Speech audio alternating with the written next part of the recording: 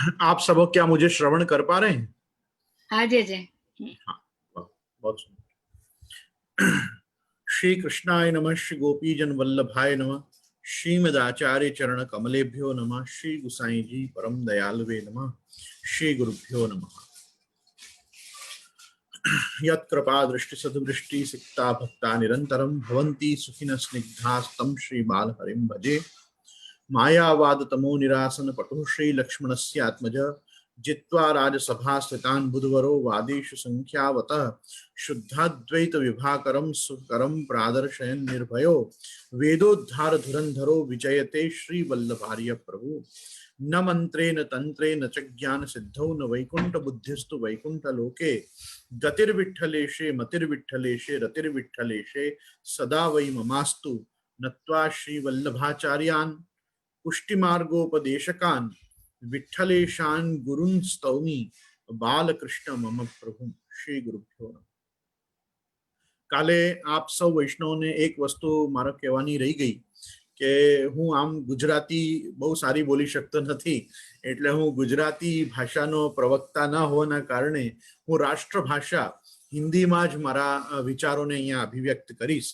અને ભગવત કૃપાથી ઘણા વર્ષોથી જે સંપ્રદાયની સેવા મને મળી રહી છે અને હું આપ સૌની વચમાં મારા શ્રી ગોવિંદરાયજી ચેનલ યુટ્યુબ ચેનલના માધ્યમથી હું મારા તરફથી જે સાંપ્રદાયિક સાહિત્ય મને લાગે છે કે સમાજમાં કયા વિચારધારાથી પ્રસ્તુત થવું જોઈએ એને હું મારા તરફથી શ્રીમદ આચાર્ય ચરણના દિવ્ય ચરણારવિંદમાં સેવાના રૂપમાં હું રજૂ કરી રહ્યો છું અહીંયાથી. અને ભક્તિ સેતુ હવેલી વાપીનું દક્ષિણ ગુજરાતનું આજે ધામ છે અમારું, આનું બસ એક જ આ પ્રયાસ છે કે we want to bridge the gulf between દી જીવાત્મા એન્ડ પરમાત્મા. જે ગુરુનો સાચો કાર્ય છે કે સેતુ એટલે એક બ્રિજનું કામ કરે અને જે કંઈ પણ ગલ્ફ અથવા ગેપ વચમાં બન્યું છે સંસારનું કે આ ભવ સમુદ્રનું એનાથી તારવાનો પ્રયાસ કરે. આમ શ્રી ગોપીનાથજી પણ સાધન દીપિકામાં આજ્ઞા કરે છે કે દેહ દ્રોણ્યા યુયાસુ નામ પરંપારમ ભવામ બુધે ગુરુના કર્ણધારેણ યુત્તાર્યા સોપદેશતઃ, કે આ એક ગુરુનું કર્તવ્ય છે કે દેહ રૂપી આ જે નાવ છે એને ભવસાગરથી પાર લગાવવામાં એ કર્ણધાર એટલે કેવટનું કાર્ય કરે.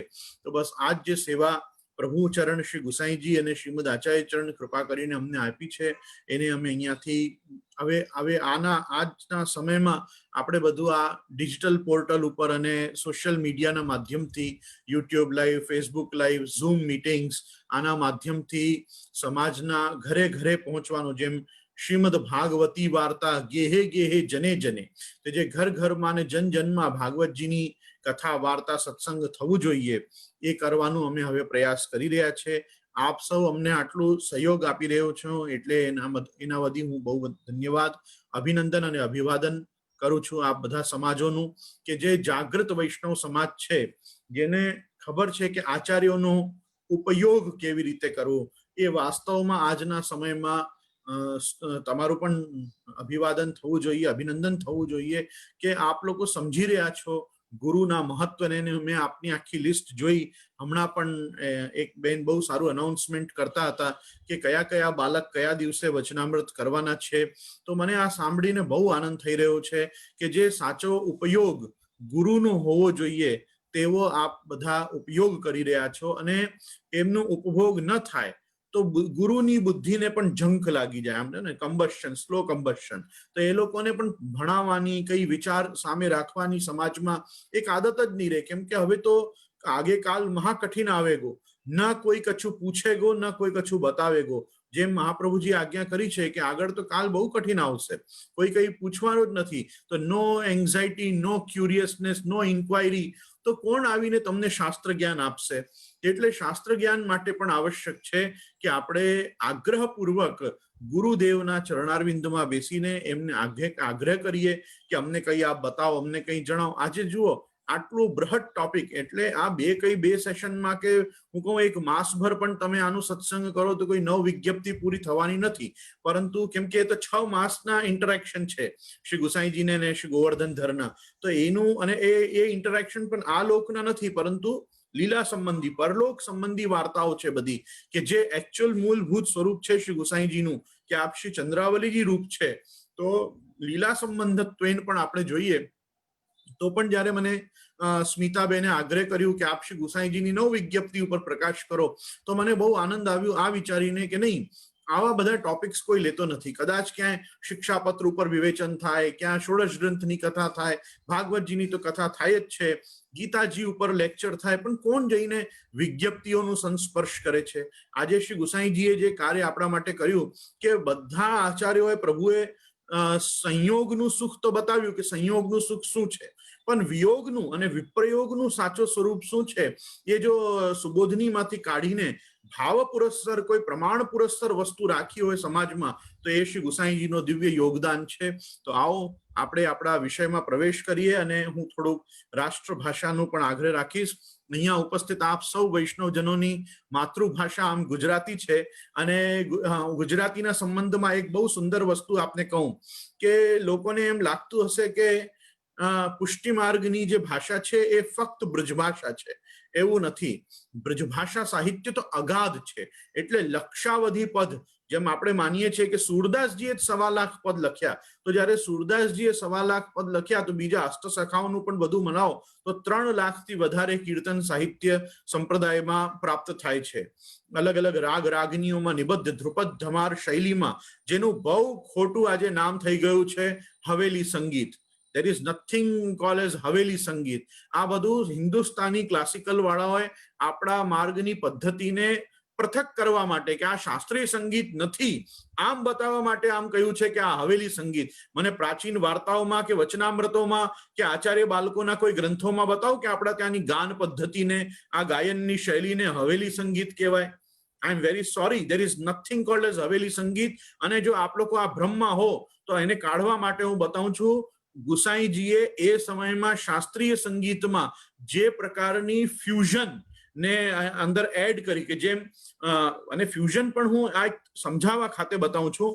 કોઈ પણ રાગને કોઈ પણ આમ ઉઠાવે છે તો પહેલા વિલંબિત થાય છે, વિલંબિત પછી પેલા ખયાલ આવે છે, ખયાલ પછી વિલંબિત થાય, વિલંબિત પછી ગત થાય, ગત પછી ઝાલા થાય, ઝાલા પછી દ્રુત થાય.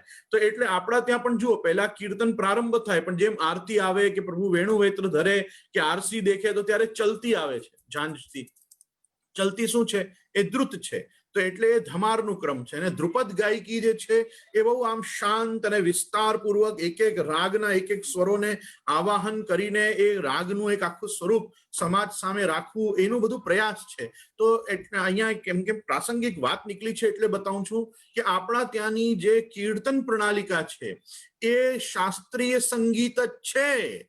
કેમ કે ગુસાઈજીનું પોતાનું નામ શું છે? ગીત સંગીત સાગર. નામ રત્નાક્ય સ્તોત્રમાં આપણે પાઠ કરીએ ને કે ગીત સંગીત સાગર. તો જે ગીત સંગીતના સાગર રૂપ આપ પ્રભુચરણ શ્રી ગુસાઈજી છે, આપ એવું કરશે કે અશાસ્ત્રીય પદ્ધતિ અહીંયા સંપ્રદાયમાં નાખી દેશે? નહીં, અશાસ્ત્રીય પદ્ધતિ નથી. જેમ હિન્દુસ્તાની ક્લાસિકલ મ્યુઝિકને અથવા કર્ણાટિક ક્લાસિકલ મ્યુઝિકને તમે શાસ્ત્રીય સંગીત માનો છો કે આ ભારતના ઉત્તર અને દક્ષિણના શાસ્ત્રીય પ્રકાર છે, આપણા ત્યાં પણ ભગવત ભક્તિમાં પણ કીર્તન એક ભક્તિ છે. શ્રવણમ કીર્તનમ વિષ્ણુ સ્મરણમ પાદ સેવનમ અર્ચનમ વંદનમ દાસ્યમ સખ્યમ આત્મનિવેદનમ. તો પ્રેમ લક્ષણા ભક્તિના માટે જે કીર્તન ભક્તિની આવશ્યકતા છે એ કીર્તન ભક્તિની મહત્તા સમજીને જ પહેલા કુમ્મનદાસજી, સુરદાસજી, કૃષ્ણદાસજી અને આ બધાને પરમાનંદદાસજી શ્રી મહાપ્રભુજીએ નિયુક્ત કર્યા. અને સૌથી પહેલી બ્રજભાષા સાહિત્યની જે કીર્તનની રચના થઈ છે એ છે કુમ્મનદાસજીનું પદ સાંજ કે સાચે બોલતી હારે. એ જે હિલગનું ખંડિતાનું જે પદ આવે છે, સાંજ કે સાચે બોલતી હારે, એ જે છે એ કુમ્મનદાસજીની પ્રથમ રચના. અને એ પ્રથમ રચના ફક્ત કુમ્મનદાસજીની નહીં, અપિતુ એની પહેલા બ્રજભાષા સાહિત્યમાં કોઈ કીર્તન જ ન લખાયું હતું. કદાચ હશે ભગવાનના સમયમાં, દ્વાપર યુગમાં કોઈ સમયમાં કીર્તન લોકો કરતા હશે આ બ્રજભાષામાં, પણ લોકમાં પ્રકટ થયું જે છે એ આપણું કીર્તન સાહિત્ય કુમ્મનદાસજીના દ્વારા થયું છે. ને એવા જે કીર્તન જ્યારે આચાર્ય ચરણે સાંભળ્યા ત્યારે કહ્યું કે હા, આ જ લીલાની પદ્ધતિ છે, લીલામાં આવી રીતે જ ગાન થાય છે.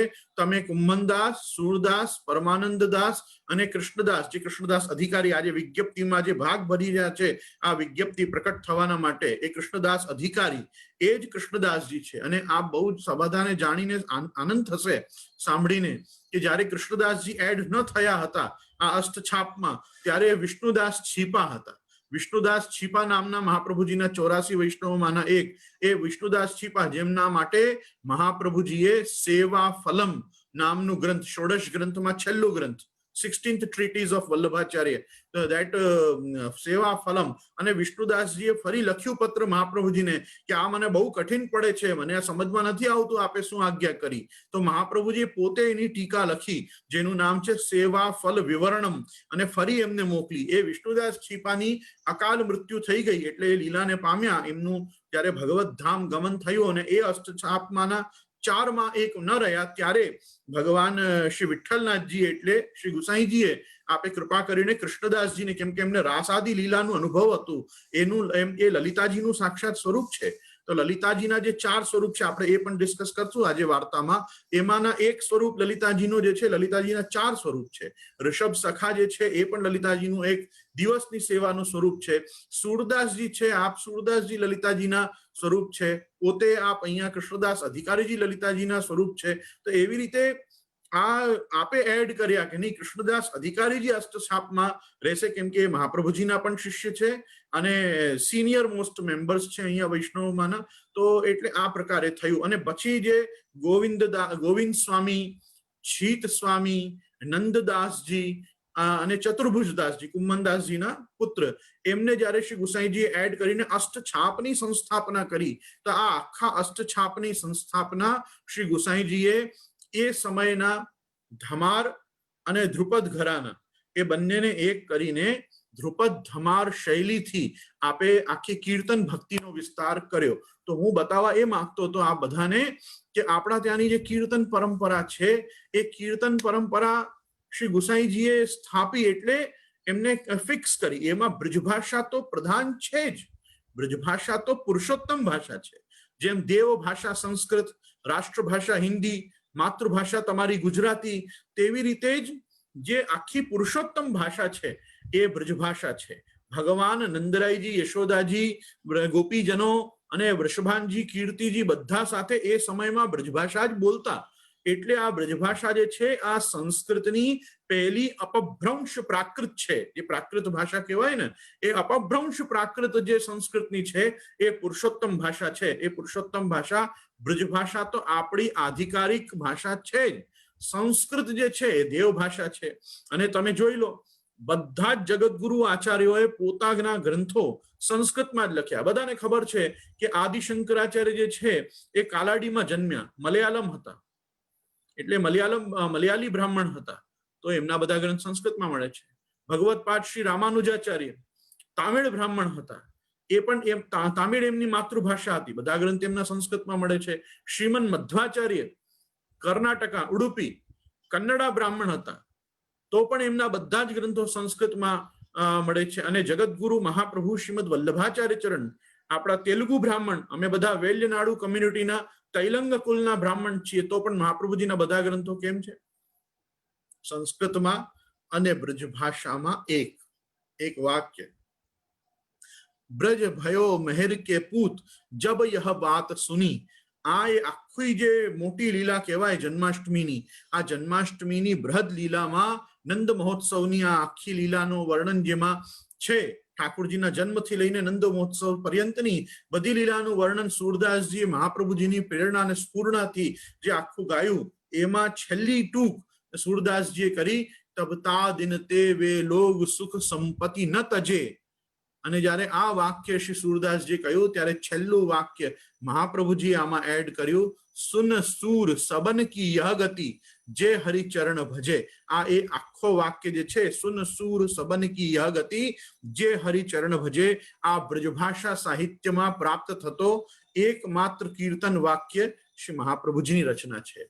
આ મહાપ્રભુજીએ આ ટૂંક આપીને આ કડીને પૂરી કરી અને બ્રજભાષા સાહિત્યને પોતાની વાક્પતિની વાણીથી, વાગધીશની વાણીથી અલંકૃત કરી આ પુરુષોત્તમ ભાષાને પણ, તો બ્રજભાષા તો આપણી ભાષા છે જ, એમાં કોઈ સંશય છે જ નહીં આપણને. પરંતુ એના સાથે સંસ્કૃત દેવ ભાષા છે, આચાર્યોની દેવ ભાષા અને વેદ ભાષા. વેદની ભાષા પણ તો સંસ્કૃત જ છે. અને વેદો ખિલો ધર્મ મૂલમ અધર્મસ્તદ વિપર્યય. શાસ્ત્ર કહે છે કે જે પણ ધર્મનું મૂળ છે એ વેદ માર્ગ જ છે.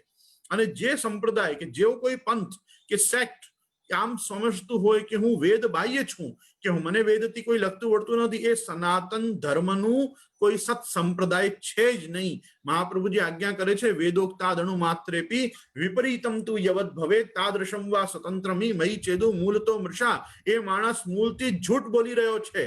એ જૂઠો માણસ છે જે વેદથી પોતાનું સ્વતંત્ર મત સ્થાપી રહ્યું છે. આપણા બધા સંપ્રદાયોનું ગૌરવ આ જ છે કે આપણે બતાવી રહ્યા છે કે આપણે વેદ મૂલક છીએ. વેદ જ આપણું મૂળ છે. સનાતન ધર્મની આર્ષ વૈદિક પૌરાણિક ઔપનિષદિક સંસ્કૃતિની જે ધરોહર છે એ આ બધા સંપ્રદાયો છે. સંપ્રદાય શું છે? બધા સ્કૂલ ઓફ થોટ છે. એક સ્કૂલ ઓફ થોટ, એક આઈડિયોલોજી, એક ફિલોસોફીનું બેઝ છે કે જેના ઉપર આધારિત છે. જેમ આખું પુષ્ટિ માર્ગનું રિસરેક્શન થયું, તો કયા સિદ્ધાંત અને કયા ફિલોસોફી ઉપર આખા પુષ્ટિ માર્ગની નીવને બાંધ્યા મહાપ્રભુજીએ? શુદ્ધાદ્વૈત બ્રહ્મવાદ. આ શુદ્ધાદ્વૈત બ્રહ્મવાદ મહાપ્રભુજી પ્રત્યેક સ્થાને આપ આજ્ઞા કરે છે કે હું બ્રહ્મવાદી છું. અને કૃષ્ણ વાક્યાનુસારેણ શાસ્ત્રાર્થમ જે વદંતી તે હિ ભાગવતા પ્રોક્તા શુદ્ધાસ્તે બ્રહ્મવાદિનઃ. બ્રહ્મવાદી એ જ છે, શુદ્ધાદ્વૈતવાદી એ જ છે જે કૃષ્ણ વાક્યાનુસાર પોતાના શાસ્ત્રોનું અર્થ કરે છે. કૃષ્ણ વાક્યાનુસાર એટલે ગીતાજીમાં જેમ ભગવાને બધી શાસ્ત્રના પદાર્થોને નિરૂપણ કર્યા, એના આધારે જે પોતાનું સંપ્રદાય સ્થાપે છે એ વાસ્તવમાં ભાગવત એટલે ભગવત ભક્ત છે. એ વાસ્તવમાં શુદ્ધ છે અને એ જ બ્રહ્મવાદી છે. તો આપણે બધા બ્રહ્મવાદી છીએ. આપણી જે મૂળ ભાષા છે એ પુરુષોત્તમ ભાષા છે, બ્રજભાષા છે. ત્રીન જન્મની ભાવના સહિત આજે પણ જે 84 વૈષ્ણવ વાર્તા કે 252 વૈષ્ણવ વાર્તા, બેઠક ચરિત્ર, નિજ વાર્તા, ઘરુ વાર્તા બધું મળે છે. આ બધું સાહિત્ય બ્રજભાષામાં મળે છે. બ્રજભાષાનું પણ અભ્યાસ એક રાખવાનું એ પુષ્ટિમાર્ગી બે કંઠીધારી આત્મનિવેદિત નામ નિવેદિત જીવનું એક કર્તવ્ય છે. કેમ કે જે આધિકારિક ભાષાઓ હોય, એ જે લીગલ લેંગ્વેજીસ અથવા official languages of the respective સંપ્રદાય હોય, એ બધી ભાષાઓનું તો જ્ઞાન આપણને હોવું જ જોઈએ. એના જ અનુસંધાનમાં હું આ વસ્તુને કહું છું કે જેમ બ્રજભાષા અને સંસ્કૃત પુષ્ટિમાર્ગની આધિકારિક ઓફિશિયલ લેંગ્વેજીસ છે, તેવી રીતે જ તમારા બધાની માતૃભાષા ગુજરાતી પણ ગોપાલદાસજીએ વલ્લભાખ્યાન જ્યારે તમારી ભાષામાં ગાયું, અને વલ્લભાખ્યાનનું જે પ્રાદુર્ભાવ છે, નવાખ્યાનની જે ઉત્પત્તિ છે, આ આખા નવાખ્યાન અને વલ્લભાખ્યાનની ઉત્પત્તિ પ્રભુચરણ શ્રી ગુસાઈજીએ ગોપાલદાસજીને પોતાનો પ્રસાદી ચરવિત તાંબુલ એના મુખમાં પધરાવીને, અને એ ગુંગા માણસથી જે મૂકમ કરોતી વાચાલમ આમ કરીને પોતાનું સામર્થ્ય જે બતાવ્યું, મૂકમ કરોતી વાચાલમ પંગુમ લંઘયતે ગિરિમ યત કૃપાતમહમ વંદે પરમાનંદ માધવમ. તો પોતાનું ભગવત સ્વરૂપતા કે એ જે ગોમતીનો વર ગોપાલદાસ ગુંગો હતો, ભાઈલા કોઠારીનો જમાઈ, એને જયારે આમ બોલતા કરી દીધા, અને એ બોલ્યા તો સૌથી પહેલા વંદુ શ્રી વિઠ્ઠલવર સુંદર નવઘનશ્યામ તમાલ પૃથ્વી પર ઉદ્ધાર કરવા પ્રગટ્યા પરમ દયાળ. આ ગુજરાતીમાં એ બોલ્યા. તો કેમ છે ગુસાઈજીના કૃપાબળથી એ ગુજરાતીમાં બોલ્યા? કેમ સંસ્કૃતના સ્ફુરી, કેમ બ્રજભાષાના આવી? કેમ કે શ્રી ગુસાઈજીને આ એક સમાજમાં એક બેન્ચમાર્ક સ્થાપવું હતું, એક માઇલસ્ટોન, કે જેમ બ્રજભાષા અને સંસ્કૃત આપણા ત્યાંની આધિકારિક ભાષા છે સંપ્રદાયની, તેવી રીતે જ આગળ જઈને ગુજરાતીઓ જ આ સંપ્રદાયમાં સર્વાધિક રહેશે. એટલે ગુજરાતી ભાષા પણ આ સંપ્રદાયની એક ભાષાના રૂપે પ્રકટ થવી જોઈએ. એટલે શ્રી ગુસાઈજી કોણ છે? શ્રી મહાપ્રભુજી, ગોપીનાથજી અને ગુસાઈજી આ આચાર્ય ત્રય સંપ્રદાયના મૂળ છે. જેમ વૈદિક સંસ્કૃતિમાં બ્રહ્મા, વિષ્ણુ, મહેશ હોય છે ને, તેવી રીતે આપણા ત્યાં મહાપ્રભુજી, ગોપીનાથજી અને ગુસાઈજી આ જે પુષ્ટિની ત્રિવેણી છે, બધી જગ્યા પુષ્ટિની ત્રિવેણી છે. શ્રીનાથજી, યમુનાજી, મહાપ્રભુજી પણ પુષ્ટિની ત્રિવેણી છે. તેવી રીતે જ મહાપ્રભુજી, ગોપીનાથજી અને શ્રી ગુસાઈજી આ પણ જે પ્રકટ થયા છે, આ પણ આ પુષ્ટિ માર્ગના મૂળ આચાર્યોનું સેટ છે. અને આ મૂળ આચાર્ય કોઈ ચીજને ઓથેન્ટિકેટ કરે, એક્સેપ્ટ કરે અને એને લીગલાઇઝ કરે, તો એને કહેવાય કે હા પણ આ એ સમયથી માન્ય છે. તેવી રીતે આપણે 252 વૈષ્ણવની વાર્તામાં દો ભાઈ પટેલની વાર્તાને ઘણી જગ્યા જોઈ છે. કેટલા ગુજરાતીના વાક્યો આવે છે. કાકાજી મારી પાતરી નહીં કરે તો, કાકાજી મારા ઉપર રૂષ્ટ થઈ જાય તો, આમ કરીને કેટલા આવા સેવકો છે 252માં જે ગુસાઈજી સાથે ગુજરાતીમાં જ વાત કરતા. ગુસાઈજી એમના સાથે બ્રજભાષા બોલતા, પણ સામે એ લોકો ગુજરાતી બોલતા. તો ગુજરાતી કેટલી મીઠી ભાષા લાગતી હશે ગુસાઈજીને કે ગુસાઈજી એને પણ એક્સેપ્ટ કરી અને એ જ વિસ્ફુરણ એના મુખેથી કરાવ્યું. તો બસ એટલું જ હું કહીશ. શ્રી કૃષ્ણમ પરમાનંદમ દશલીલા યુતમ સદા સર્વ ભક્ત સમુદ્ધારે વિસ્ફુરંતમ પરમ નુમ. સર્વ ભક્તોનો ઉદ્ધાર થાય એના માટે આ બધું વિસ્ફુરણ, આ બધું કંઠથી વાણીથી પ્રકટ, વાણ્યા યદા તદા સ્વાસ્યમ પ્રાદુર્ભૂતમ ચકારહી. શ્રી મહાપ્રભુજી કૃપા કરીને લોકોના વાણીમાં પોતાના ભાવ અને શબ્દો મૂકીને પણ અલગ અલગ ભાષામાં જે ગાન કરાવે છે, તેનાથી એક જ લક્ષ્ય છે કે આ બધા પદાર્થો લોકોને હૃદયારૂઢ થાય. આજે લોકોની જ્ઞાનની વૃદ્ધિની આવશ્યકતા એટલી નથી જેટલી ભાવની વૃદ્ધિની આવશ્યકતા છે. કેમ કે ભાવ જે હોય છે ને એ જ્ઞાન ઉપર જ આધારિત હોય છે. ભાવ શું હોય છે? લોકો કે ભાવ ભાવના, અને ભાવનાના આપણા ત્યાં કેટલા સ્વરૂપ છે. સ્વરૂપ ભાવના, લીલા ભાવના, ભાવ ભાવના, આ બધી છે. ભાવનાનો અર્થ શું થાય છે? આપણે કહીએ ભાવના, આની આ ભાવના છે, આ ભાવથી આપણે આ કરીએ. ભાવનો અર્થ હોય છે રિયાલિટી. ભાવનું સાચું અર્થ હોય છે રિયાલિટી. કેમ કે જો તમે કોઈ વસ્તુ પરચેસ કરવા જાઓ તો તમે શું પૂછો કે આનો ભાવ શું છે, કેટલા ભાવમાં મળશે? એટલે એની રિયાલિટી શું છે? વાસ્તવમાં એની વેલ્યુ શું છે? તો જે વેલ્યુ અને રિયાલિટી છે એ ભાવ છે. અને એ ભાવના માટે શાસ્ત્ર શું કહે છે? રતિર દેવાદિ વિષયા, રતિર દેવાદિ વિષયા ભાવ ઇત્યભિધીયતે. જે ભગવત ચરણારવિંદમાં આપણી રતિ છે, આપણો જે પ્રેમ છે ઠાકુરજીમાં, એ ઠાકુરજીમાં રહેલા પ્રેમને આપણે ભાવ કહીએ છીએ. રતિર દેવાદિ વિષયા, દેવ સંબંધી જે પ્રેમ છે, લોક સંબંધી પ્રેમ નહીં, સગાવાળાઓથી જે પ્રેમ થાય છે એ પ્રેમ નહીં. એ તો એ ક્ષણભંગુર છે, દેહ ગયો પ્રેમ પણ ગયો. પરંતુ જે વાસ્તવિક પ્રેમ છે, સા પરાનુરક્તિ ઈશ્વરે, જે પરાનુરક્તિ ઈશ્વરમાં આવે છે, એ પરા અનુરક્તિના માટે જે ઇમોશન્સ, જે સેન્ટિમેન્ટ્સ અને જે પ્રકારના પણ સમજો કે એક ફિલિંગ્સ લોકોમાં નર્ચર, કલ્ટિવેટ અને ડેવલપ થાય છે, એ આ જે ફિલિંગ્સ, ઇમોશન્સ અને સેન્ટિમેન્ટ્સનો જે સેટઅપ છે, એને જ્યારે તમે રિયાલિટીના તરાજુ ઉપર તોલો ને, ત્યારે એ ભાવ સંજ્ઞામાં આવે. બધા ફિલિંગ્સ, બધા ઇમોશન્સ અને બધા સેન્ટિમેન્ટ્સ તમે ન કહી શકો કે આ ભાવ છે. ભાવ શું હોય છે? ભાવ એટલે બહુ રિયલ વસ્તુ હોવી જોઈએ. આજે આપણે કહીએ કે ઠાકુરજી મુકુટ કાચનીનો શૃંગાર ધારણ કરે, કે ઠાકુરજી પાગ પરધની પહેરે, તો આપણે કેમ ઠાકુરજીને T shirt, shirt, Bermuda, short pants નથી ધરાવી શકતા? કેમ નહીં? કેમ કે રિયાલિટીમાં એ ન થયું. જે રિયાલિટીમાં થયું છે એનું જ તમે ભાવ કરી શકો. જો બ્રજભક્તોએ પ્રભુને shirt, T shirt, cap, hat ધરાવ્યું હોત તો આપણે પણ પ્રભુને ધરાવી દેત. પણ આપણે કેમ નથી ધરાવી શકતા? કેમ? આ મર્યાદા નથી. કેમ કે રિયાલિટીમાં એ ન થયું. અને જે રિયાલિટી છે એનું જ તમે ભાવ કરી શકો. ભાવના માટે બહુ આવશ્યક છે કે એ બધી વસ્તુઓ એકચ્યુઅલ અને ફેક્ચ્યુઅલ ફેક્ટ્સ ઉપર આધારિત હોય. તો બસ આટલું જ કહીને હું અહીંયાથી મારી રાષ્ટ્રભાષાને હું પ્રારંભ કરીશ. મારો પ્રયોજન એટલું જ હતું આ બધું સમજાવવામાં કે ગુજરાતીને પણ આમ નહીં સમજવાનું કે આ ફક્ત ગુજરાતી સમાજની ભાષા છે. આ ગુજરાતી સમાજની ભાષા હોય કે ના હોય, પુષ્ટિમાર્ગની તો one of the languages, one of the main languages of Pushtimarg Gujarati પણ છે. નહીં તો ગોપાલદાસજીના માધ્યમથી આ નવાખ્યાન રૂપી પુષ્ટિમાર્ગીય ભાગવતનું પ્રાદુર્ભાવ ન થાય. ભાગવતજીમાં શું છે? કેવી રીતે સૃષ્ટિના પ્રારંભથી લઈને અદ્યાવધિ આ સમાજનું સૃષ્ટિચક્ર ભગવાને ચલાવ્યું, એનું જ તો બધું નિરૂપણ, અને એ જ તો પ્રભુની લીલાનું આખું વ્યાખ્યાન છે જેને આપણે ભાગવતજી કહેવાય. તો એવી રીતે જ પુષ્ટિમાર્ગનું પ્રાદુર્ભાવથી લઈને, પુષ્ટિમાર્ગના મૂળ આચાર્યોથી લઈને, પુષ્ટિમાર્ગની જે આઈડિયોલોજી, ફિલોસોફી, પુષ્ટિમાર્ગના પાછળની જે એક પાછળનો જે એકચ્યુઅલ સાયન્સ છે, એ સાયન્સનો નિરૂપક ગ્રંથ જે છે એ આપણું વલ્લભાખ્યાન સાહિત્ય છે. એના ઉપર 7 ટીકાઓ છે. અને તમને આશ્ચર્ય થશે જાણીને, જે લોકોને ખબર છે એ લોકો તો આનંદ માનશે, પણ જે લોકોને આશ્ચર્ય થશે કે વલ્લભાખ્યાન એક એવો ગુજરાતી ગ્રંથ છે કે એના ઉપર સંસ્કૃત ટીકાઓ થઈ છે. સંસ્કૃત ગ્રંથોનું બીજી ભાષાઓમાં અનુવાદ અને ટીકા થાય એ તો સાંભળ્યું હશે, પણ કોઈ દિવસે સાંભળ્યું છે કે ગુજરાતી ગ્રંથ ઉપર સંસ્કૃત ટીકાઓ થાય? 7 ટીકામાંથી 4 ટીકા તો સંસ્કૃત ટીકાઓ છે વલ્લભાખ્યાન ઉપર. કેમ આચાર્યોએ કેટલું મહત્વ આપ્યું છે વિચાર કરો.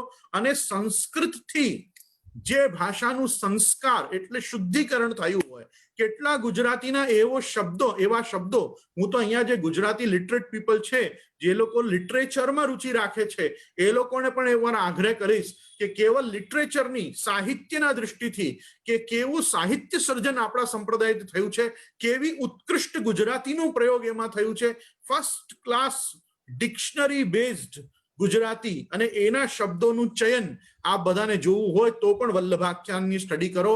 વલ્લભાખ્યાનને એઝ અ સિલેબસ, સાંપ્રદાયિક સિલેબસના રૂપમાં રાખો કે કેટલું વિસ્તાર, બ્રહ્મવાદનું કેટલું બેઝ, શુદ્ધાદ્વૈત સિદ્ધાંતનું કેવો બેઝ આપે કૃપા કરીને શ્રી ગુસાઈજીએ ગોપાલદાસના માધ્યમથી આ વલ્લભાખ્યાનમાં પ્રકટ કરાવ્યું છે. આ બધા કૃતકૃત્ય થઈ જશો. એટલે જે ગુજરાતી ભાષા વાંચવાનું અને એને ભણવાનું જે આનંદ માને છે એવા લોકોના માટે તો એ encyclopedia of Gujarati words and Gujarati phrases to frame the thoughts in a philosophical manner, એના માટે એ ઉપયોગી રહેશે. તો બસ મારું આટલું જ બધાથી કથન છે કે બ્રજભાષા, સંસ્કૃત ભાષા અને સાથે ગુજરાતી ભાષા, આને પુષ્ટિમાર્ગમાં લાઇટલી નહીં લેવી. આ બધા જ ભાષાનો આગ્રહ રાખવું. પુરુષોત્તમ ભાષાનો અભ્યાસ કરવાથી તમારા ત્યાં ચાલતી સેવામાં તમને બ્રજભાષાના શબ્દો આવતા જશે. પછી કોઈ પોતાના ઘરના ઠાકુરજીના ભોગની ચોકીને ટેબલ નહીં બોલે, કોઈ પણ ટેબલ નહીં બોલે. પછી કોઈ ઠાકુરજીની તબકડી કે તસ્તરી કે થાલીને આમ નહીં કે ઠાકુરજી માટે એક ડીશ લઈ આવો. આજે શું થઈ ગયું છે, આપણે બધા જ આપણી મૂળભૂત ભાષામાં આવતા જે શબ્દો છે, જે શબ્દોથી ભાવ ઉત્પન્ન થાય છે, આ શબ્દોથી પણ તો ભાવ ઉત્પન્ન થાય છે ને. સારા અને પ્યારા શબ્દો બોલો તો પ્રેમ ઉત્પન્ન થાય, કોઈને ગાળ આપો તો એને ક્રોધ ઉત્પન્ન થાય. તો બધું જે ભાવની ઉત્પત્તિ છે એ શબ્દશાસ્ત્રથી જ છે. તો એટલે કયા પ્રકારનો શબ્દનું ક્યાં ચયન કરવું એ પણ સમજવા માટે અને એનાથી સંબંધિત ભાવને હૃદયમાં ધારણ કરવા માટે પણ આ ભાષાઓનું ખૂબ આદર કરવું જોઈએ. સંસ્કૃત સાહિત્ય અને બ્રજભાષા સાહિત્યને પણ ગુજરાતી સાહિત્યના સાથે વાંચવાનો અભ્યાસ આ બધા રાખશો તો પુષ્ટિમાર્ગમાં વધારે ગતિ મળશે. બસ આટલું જ કહીને હું મારા આજના વિષયને હું પ્રવેશ કરીશ. ભગવત कृपाથી श्री गोसाई जी ने हमको विप्रयोग का दान किया. वास्तव में जो लीला संबंधी अनुभव आपने किया वो तो हम सब वार्ता साहित्य से जानते ही हैं और उसके विषय में हम चिंतन आज करेंगे ही. और मैं कभी विधिवत आपके साथ एक बार एक स्टडी सेशन भी रखना चाहूंगा कालांतर में, भविष्य में. और पुरुषोत्तम मास में तो विशेष करके भगवान नाम, अलग अलग प्रकार के पारायण, प्रभु में वस्त्र श्रृंगार सामग्री, उत्सव, कीर्तन सेवा, इन सबों में ऐसा व्यस्त समय रहता है कि इन पुरुषोत्तम मास में तो मैं आप सबको कोई प्रॉमिस नहीं कर सकता. लेकिन कालांतर में मैं जरूर आपके साथ कभी एक प्रकार का किसी सहज ग्रंथ पे एक स्टडी सेशन रखेंगे. देखो, we people are not the speaker for the masses, we are actually the speaker for the classes. हम लोग एक क्लास में बैठ के लोगों को पढ़ा सकते हैं. हम पढ़ाने वाला वर्ग हैं. हम समाज में व्याख्यान और प्रवचन करने वाला वर्ग हम नहीं हैं, क्योंकि we are like teachers and professors in the classroom, in the universities. We are not the people like politicians to go and just say for thousands of people. We don't want to educate thousands of people. Qualitative education देना quantitative education से बहुत ज्यादा जरूरी है. इस चीज में मैं मेरी व्यक्तिगत आपको राय देना चाहता हूं कि हम कम लोग पढ़ें पर अच्छा पढ़ें. बहुत लोग पढ़ें और आधी बात समझें, आधी बात ना समझें, इससे संप्रदाय का उतना अभ्युत्थान नहीं होगा. लेकिन संप्रदाय में एक बहुत समय से एक उदासीनता व्याप्त है कि આટલું બધું જાણીને શું કરવું, આપણે આટલું કંઈ કરી શકતા નથી, આપણા પાસે આટલું ટાઈમ હોતું નથી. देखो, आप कितना कर सको वो आपकी योग्यता, पात्रता और अधिकारिता पे निर्भर करता है. लेकिन आप पुष्टि मार्ग में आ चुके हो, अब आपको जानना सब चाहिए. अब हर चीज पुष्टि मार्ग की पता होनी चाहिए कि आपड़ा मार्ग में आ थाय छे, अपने मार्ग में क्या होता है, क्या नहीं होता है. विधि निषेध समझना बहुत जरूरी है ताकि आपको कोई और आके दिग्भ्रमित न करे, कभी किसी अन्य संप्रदाय अन्य मार्ग से। देखो इतर इतर भजन व्युदास, एतन मार्गीय भजन क्रम का प्रचार किया गया है और इतर मार्गीय भजन व्युदास क्रम अपने रखा गया है कि अपने को अन्य मार्गों से और सबों से प्रभावित होने की आवश्यकता नहीं है। अपन अपने पास इतना कुछ प्राचीन समय से, गत 500 वर्ष से इतना गौरवशाली गत 500 वर्ष का इतिहास रहा है कि संप्रदाय की प्रत्येक पीढ़ी के आचार्यों ने कोई ना कोई ग्रंथ, कोई ना कोई टीका, कोई ना कोई विवृत्ति, कोई ना कोई भाष्य, कोई ना कोई विवरण, कोई ना कोई निर्णय ग्रंथ देकर और समाज को अनुग्रहित किया है। इतना शास्त्र मैन्युस्क्रिप्ट फॉर्म में आज भी अनप्रिंटेड अवेलेबल है कि अगली मेरी 10 पीढ़ी निकल जाए तो भी पुष्टि मार्गी साहित्य पूरा न हो। तो आज हमको किसी से कुछ बोरो करने की आवश्यकता, कुछ हायर करने की आवश्यकता नहीं है। We have our own originality. तो जो पुष्टि मार्गी लोगों के पास अपना खुद का परंपरा प्राप्त जो भगवत धर्म है, जो आत्म धर्म है, उसको देह धर्म के साथ कनेक्ट करना जरूरी है। ये देह को भी भगवत सेवा में ले जाना जरूरी है। आज श्री महाप्रभु जी, अगर आप स्वयं वियोगानल मूर्तिमान हैं तो भी आपने संयोग का स्वरूप क्या है, हर व्यक्ति को ठाकुर जी पधराकर, और ये सब बातें जो है इनके लिए मैं आपको एक दृष्टांत रूप में कीर्तन यहाँ जरूर देना चाहूंगा कि हमारे पुष्टि मार्ग का औपनिषदिक अगर कोई संदर्भ है, औपनिषदिक संदर्भ मतलब कि किस उपनिषद की श्रुति पे हम अपने संप्रदाय की फिलॉसफी या आइडियोलॉजी को मानते हैं, तो वो है नायमात्मा प्रवचनेन लभ्यो न मेधया न बहुना श्रुतेन यमे वैश्य वृणुते तेन लभ्य तस्यैष आत्मा विवृणुते तनुगुम स्वाम। ये मुंडकोपनिषद में भी ये मंत्र मिलता है और कठोपनिषद में भी ये मंत्र मिलता है। तो नायमात्मा प्रवचनेन लभ्यो, भगवत प्राप्ति जीव को प्रवचनों को सुनने से नहीं होती, न मेधया अपनी बुद्धि लगाने से भी नहीं होती, नैषा तर्केण मतिरापनेया, वेद कहता है कि अपनी मति और अपने तर्क, everything you cannot rationalise. It is not so that everything is irrational, but some concepts of life are supra-rational.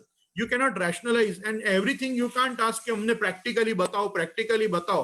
No, certain theses are only to feel. They are only to experience, not describe.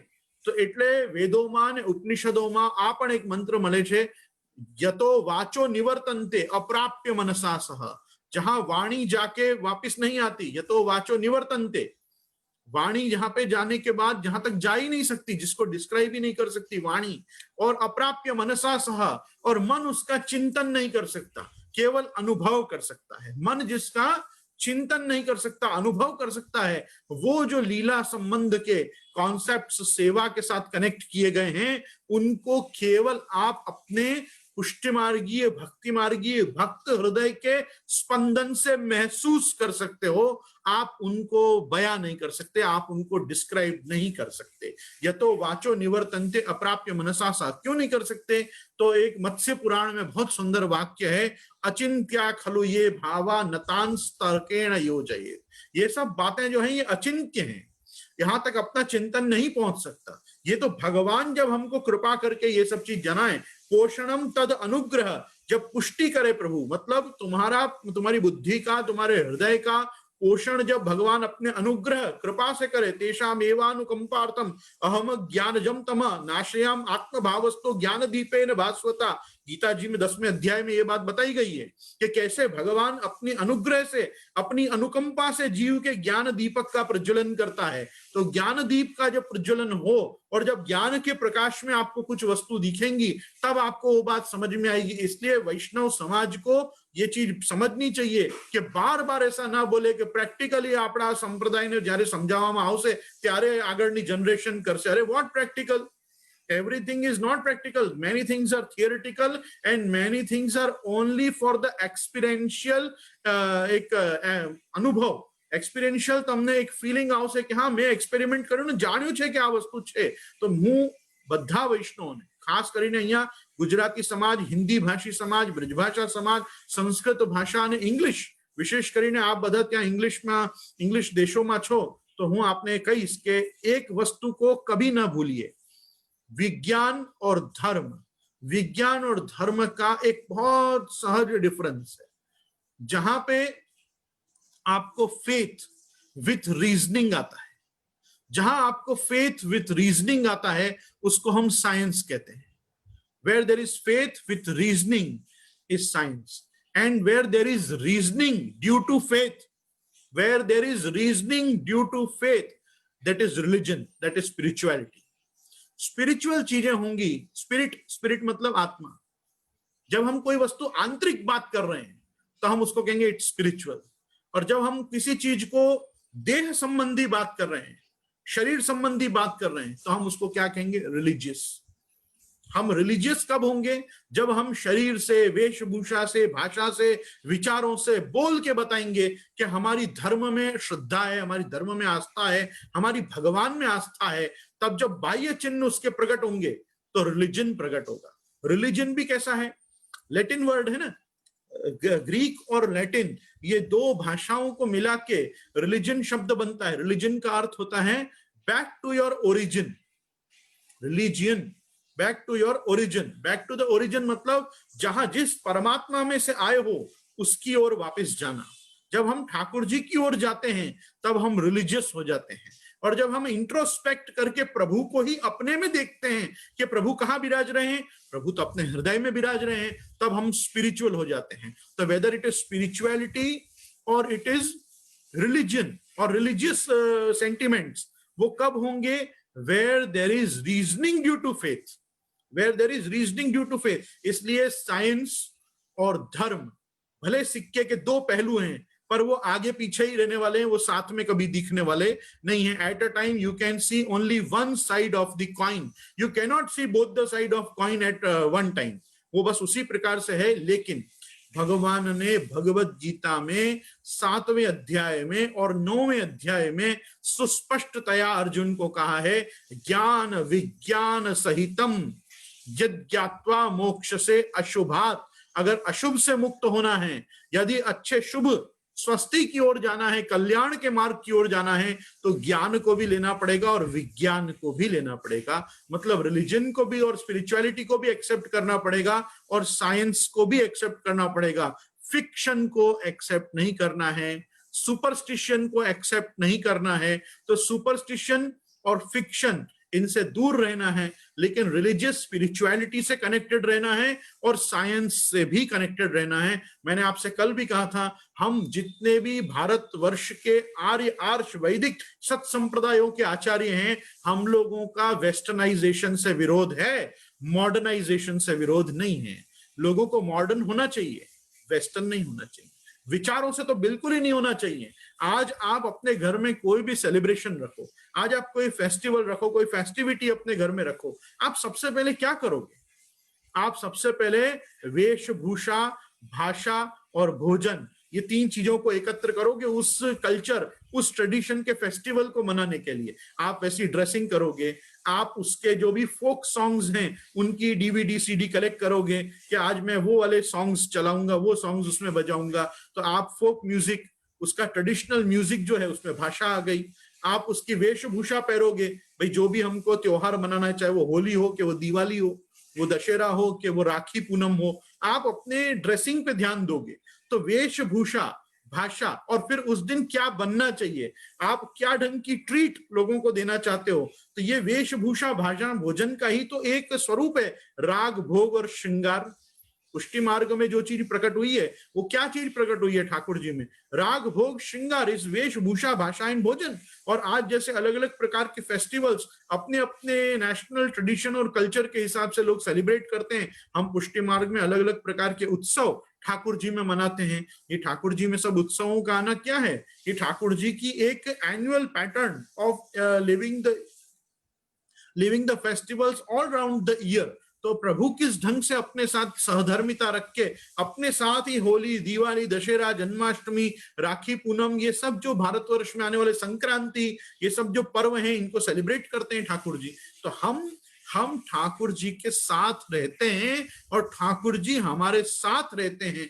यही इस पुष्टि मार्ग की beauty है।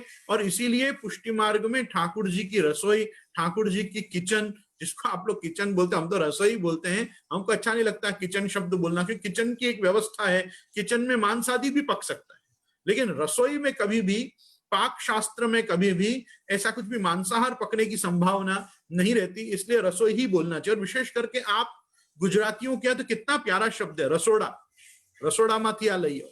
ये तो क्या हुआ, बिल्डर लोगों ने आके और बिल्डर लोगों ने आपके दिमाग में एक शब्द डाल दिया, 1 room kitchen, 2 room kitchen, 3 room kitchen. तो आज लोग अपने घर की रसोई को भी, जहां ठाकुर जी की सामग्री सिद्ध होती है, जहां आपकी शाकाहारी रसोई बनती है, उसको भी लोग किचन कहने लगे। मुझे तो ये शब्द ही पसंद नहीं आता, मांसाहार की दुर्गंध आने लगती है। हमको रसोई बोलना चाहिए, बहुत अच्छा शब्द है। ठाकुर जी की भी तो रसोई होती है, आपके घर का रसोड़ा होता है, चूल्हा चौका होता है। पुराना एक शब्द गुजराती और ब्रजभाषा का एक सम्मिश्रित शब्द है चौका, मारा चौका माथी आ लइयाओ। तो चौका भी कितना अच्छा शब्द है कि जहां पे हम चौक बैठ के रसोई करते हैं। तो मेरे कहने का तात्पर्य है, अपनी वेशभूषा, भाषा, भोजन, इन सब चीजों से जो रियलिटी सामने आती है ना, उसको हम कहते हैं भाव पक्ष। ये भाव है, ये बहुत रियल वस्तु है, रियल कॉन्सेप्ट है। लीला में जो चीजें हुई हैं, आप उसी का भाव कर सकते। आज लोग विविध प्रकार के मनोरथ करना चाहते हैं, मनोरथ में अलग अलग प्रकार की सजावट करते हैं। आज सजावट का स्वरूप भी क्या हो गया, पुरुषोत्तम मास आ रहा है, संबंध प्रासंगिक है, इसलिए मैं आपको बता रहा हूं कि अभी जैसे मनोरथों की सीजन आएगी, पूरा ये 1 महीना अलग अलग प्रकार के वर्ष भर में आने वाले उत्सव महोत्सवों को हम ठाकुर जी में मनाएंगे। लोग क्या करते हैं, उसको डेकोरेशन प्रदान कर देते हैं। यू डोंट डेकोरेट, वो एक वो उत्सव की, वो मनोरथ की सज्जा है। सज्जा की क्या मर्यादा है, आप वैसी ही सजावट कर सकते हो जिस सजावट के अनुसंधान का आपको कीर्तन मिलता हो। अपना मनोरथ कीर्तन बेस्ड होना चाहिए। आप कीर्तन साहित्य खोलो, उसमें देखो कीर्तन के ग्रंथों में क्या वैसी सजावट के अनुरूप भाव हो रहा है। अगर हो रहा है तो आप करो सजावट, तब वो आपकी सजावट सज्जा है। और नहीं तो आप कितना भी फ्लोरल डेकोरेशन कर दो, वो डेकोरेशन डेकोरेशन है। It can beautify the place around Thakur ji, but it cannot bring the substance of reality of Leela into your सेवा। तो लीला और सेवा को जोड़ने के लिए हमको आवश्यक है कि हम वैसे मनोरथ हृदय में लाएं जिसकी भावना ग्रंथों में, कीर्तनों में कहीं मिलती हो। जैसे हरिराय जी ने पूरी एक खंड ऋतु की भावना, षट ऋतु के मनोरथ की पूरी भावना लिखी है। कैसे गिरिराज जी के निकुंज में अलग अलग ये 6 ऋतु, मतलब ग्रीष्म ऋतु, वर्षा ऋतु, शरद ऋतु, हेमंत ऋतु, शिशिर ऋतु, वसंत ऋतु, ये कैसे शाश्वत रूप से विराजती है। प्रभु को जिस समय जो चीज में विहार करने की इच्छा हो, गिरिराज जी अपने झरनों के माध्यम से, गिरिराज जी अपनी कंदराओं के माध्यम से, गिरिराज जी अपने तरेटी के वन के माध्यम से, गिरिराज जी यमुना पुलीन के संस्पर्श के माध्यम से, अलग अलग वृक्षों की छाओं के माध्यम से, कितने प्रकार से। आप देखो गिरिराज जी का छाक अलग है, यमुना जी के छाक का मनोरथ अलग है। गिरिराज जी के ऊपर शिखर के हिंडोरा अलग है, गिरिराज जी की तरेटी के हिंडोरा अलग है, यमुना पुलीन पे हिंडोरा के मनोरथ अलग है। गिरिराज जी के तरेटी के दान की भावना अलग है। गिरिराज जी के शिखर ते गोवर्धन की शिखर ते मोहन दीनी टेर अंतरंग सो, कहते हैं सब ग्वालिन राखो घेर। तो आप कोई भी कीर्तन देखोगे, दानगढ़, मानगढ़, सांकरी, खोर, सबका वर्णन है कि नहीं दान लीला में। रासादी लीला में जलस्थल रतिव्याज, आज शरद में यमुना जी का मनोरथ भी हो सकता है, यमुना जी के पुलिन पे शरद का मनोरथ। और गिरिराज जी की तरेटी में तो पारासोली चंद्र सरोवर है ही, रास का मनोरथ। तो मनोरथ करने की भी कुछ मर्यादाएं हैं। जो मन में आया वैसा डेकोरेट कर दिया और मान लिया कि ये मनोरथ है, गलत बात। आप उसका कीर्तन ढूंढिए, आप उसकी लीला भावना ढूंढिए, आप वार्ता साहित्य में से कोई प्रसंग ढूंढिए कि लीला में प्रभु ने ऐसी आज्ञा करी, महाप्रभु जी, गुसाई जी, पूर्वाचार्यों ने ये किया, उसके बाद आप करें। और मैं तो बहुत एक सहज बात कहता हूं, प्रति अधिक मास, प्रति पुरुषोत्तम मास, श्रीनाथ जी नवनीत प्रिया जी से एक बहुत सुंदर लिस्ट मनोरथों की बाहर आती है। अपन सबके माथे श्रीनाथ जी, श्री गोवर्धन धर, और हर वैष्णव के घर में लडुआ गोपाल, श्री नवनीत प्रिया जी, श्री बालकृष्णलाल जी तो विराजते हैं। हम क्यों सीधे सीधे नाथद्वारा की उस रीत का अनुसरण नहीं कर सकते? कुछ नया करना, कुछ नया कुछ है ही नहीं। 360 दिन में जन्माष्टमी टू जन्माष्टमी वही प्रणालिका घूमती रहेगी और वही सेवा हमको करनी है, जो सेवा रीत प्रीत ब्रजजन की जनहित जग प्रगटाई। मैंने कहा ना, यमे वैश्य वृणुते तेन लभ्य, प्रभु जिसका वर्ण करेगा, प्रभु जिसको अपनी सेवा देना चाहेगा, प्रभु जिस पे अनुग्रह करेगा, उस पे ही अनुग्रहात्मिका पुष्टि भक्ति फलित होगी। इसलिए हमारे संप्रदाय का जो बेज है, वो बेज क्या है? नायमात्मा प्रवचनेन लभ्यो न मेधया न बहुना श्रुतेन यमे वैश्य वृणुते तेन लभ्य तस्यैष आत्मा विवृणुते तनुगुम स्वाम। हमको तो वो ही करना है जो महाप्रभु जी, गुसाई जी सब बताते आए। और एक चीज इसमें मैं जो कीर्तन आपको स्मरण कराना चाह रहा था वो बहुत प्रासंगिक है, इसलिए मैं जल्दी से आपको वो करा दूं कि जोलो हरि, ये इस उपनिषद के ऊपर ये पूरा कीर्तन। ये उपनिषद मतलब यमे वैश्य वृणुते तेन लभ्य तस्यैष आत्मा विवृणुते स्वनुस्वाम। आपको ध्यान होगा 90s के एरा में, जब 1990s चल रहा था, तो मिड 90s में एक बहुत प्रपंच आया, બધાને બ્રહ્મ સંબંધ કરાવવું કે નહીં, બધાને બ્રહ્મ સંબંધ આપવું જોઈએ કે નહીં, આનું બ્રહ્મ સંબંધ થઈ શકે। ઘણા આચાર્યોએ તો બ્રહ્મ સંબંધ આપવાનું જ બંધ કરી દીધું કે ના ના, અમે નથી આપતા, પાત્રતા જોઈને, અધિકાર જોઈને અને કરશે કે નહીં સેવા, આવું બધું જોઈને અમે બ્રહ્મ સંબંધ આપશું। मैं तब बच्चा था, लेकिन मैं तब भी हंसता था कि ये क्या ये लोगों की विचारधारा है। अरे हम कौन है ब्रह्म संबंध कराने वाले और नहीं कराने वाले? ब्रह्म संबंध हो रहा है तो श्री गोवर्धन धर की इच्छा से हो रहा है, और ब्रह्म संबंध में कोई माध्यम बन रहा है तो वो श्रीमद आचार्य चरण बन रहे हैं। हम तो सब गुरुद्वार हैं, हम सब तो उसमें केवल सौजन्य एंड सौकर्य, आना सौजन्य थयु जैसे कहते हैं, वैसे हमारा सौजन्य है, हमारा उसमें कोई महात्म्य नहीं है। महात्म्य जो है श्रीमद आचार्य चरण का है। ये ब्रह्म संबंध को लेकर जब इतनी समस्या आई तो मैंने एक वाक्य, पुष्टिमार्ग लक्षणानी नाम का ग्रंथ है, पुष्टिमार्ग लक्षणानी ग्रंथ हरिराय महाप्रभु का है। हरिराय जी ने पुष्टि मार्ग के लक्षण बताते हुए स्पष्ट कहा है, यत्रांगी करणे नैव योग्यतादि विचारणम, यत्रांगी करणे नैव योग्यतादि विचारणम अविलंब प्रभुकृत पुष्टि मार्ग स कथ्यते। पुष्टि मार्ग उसको कहते हैं कि जहां पे जीव की योग्यता का विचार किए बिना, बिना देर किए भगवान जिस जीव का तुरंत अंगीकार करते हो, तुरंत जिसको अपनी शरणागति, प्रपत्ति और आत्मनिवेदन दान करते हो, उस दिव्य मार्ग को पुष्टि मार्ग कहते हैं। अविलंब, प्रभु विलंब नहीं करता, जीव नो त्वरित अंगीकार करे छे। तो जिस संप्रदाय में योग्यता, अच्छा योग्यता का विचार करते, तो आप विचार करो, महाप्रभु जी लिखते, विवेक धैर्य भक्त्यादि रहितस्य विशेषता पापासक्तस्य दीनस्य कृष्ण एव गतिर्मम। कृष्णाश्रय ग्रंथ में महाप्रभु जी ने किसको भेजा कृष्ण की ओर? जिसमें विवेक नहीं है, जिसमें धैर्य नहीं है, जिसमें भक्त्यादि, जिसमें भक्ति आदि के कोई अच्छे सद्गुण नहीं है। अच्छा इतना ही कह के रुक जाते हैं महाप्रभु जी। महाप्रभु जी रुके नहीं, पापासक्तस्य। और आप मुझे बताओ, सहज प्रवृत्ति जीव की किस में है? धर्म में है कि पाप की ओर है? पाप मतलब जो धर्म नहीं है वो सब पाप ही है, एक बात समझ के चलो। कोई पाप के लिए विशेष संकल्प कोई नहीं लेता कि मैं जाऊं और पाप करके आऊं। पर जब हम धर्म नहीं कर रहे होते हैं, जिस समय हम भगवदावेश में नहीं होते हैं, उस समय हम आसुरावेश में ही होते हैं। और जब आसुरावेशित होते हैं, संसार आवेशित होते हैं, विषयासक्त होते हैं, तब वो कौन सी कोई सद्बुद्धि है? वो तो नॉर्मल मनुष्य की बुद्धि है। इसलिए महाप्रभु जी ने एक सूत्रपात किया, जीवः स्वभावतो दुष्टा।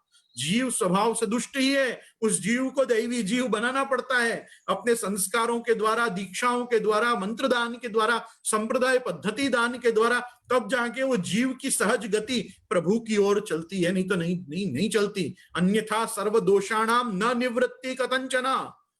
आपके सब दोष नहीं निवृत्त होंगे। इसलिए ब्रह्म संबंध करना सर्वेशाम देह जीवयो सर्व दोष निवृत्ति ही, सब दोषों को निवृत्त करने के लिए ब्रह्म संबंध कराना आवश्यक है। अब आप, कोई व्यक्ति कह रहा मेरे सब दोष से मेरे को दूर करो, आप कह रहे नहीं अभी हम तो योग्यता का तुम्हारे विचार करेंगे, आई चेक कि तुम बराबर हो कि नहीं हो। ये थर्मामीटर किस गोस्वामी को किसने दिया कि कौन किस में थर्मामीटर लगा के चेक करे कि उसकी पात्रता और योग्यता है कि नहीं? अरे आप में ब्रह्म संबंध कराने की योग्यता है तो ब्रह्म संबंध दीजिए और उसको पुष्टि मार्ग में आने दीजिए। संभव है कि उसकी सेवा के बहुत अधिकार फलित न हुए हो अभी, तो कम से कम भगवत सन्मुख खड़ा होके आपके माध्यम से एक बार हाथ में तुलसी जी लेके इस जन्म में प्रभु के चरणारविंद में तुलसी पधराएगा तो सही। इतना तो सेवाधिकार फलित होगा उस जीव का। ये ब्रह्म संबंध पची सेवा नहीं करतो, अरे सेवा नहीं करतो नहीं, आ जन्म में एना सेवाना संबंध छे के नहीं प्रभु साथे, एनी कोईने जानकारी नहीं।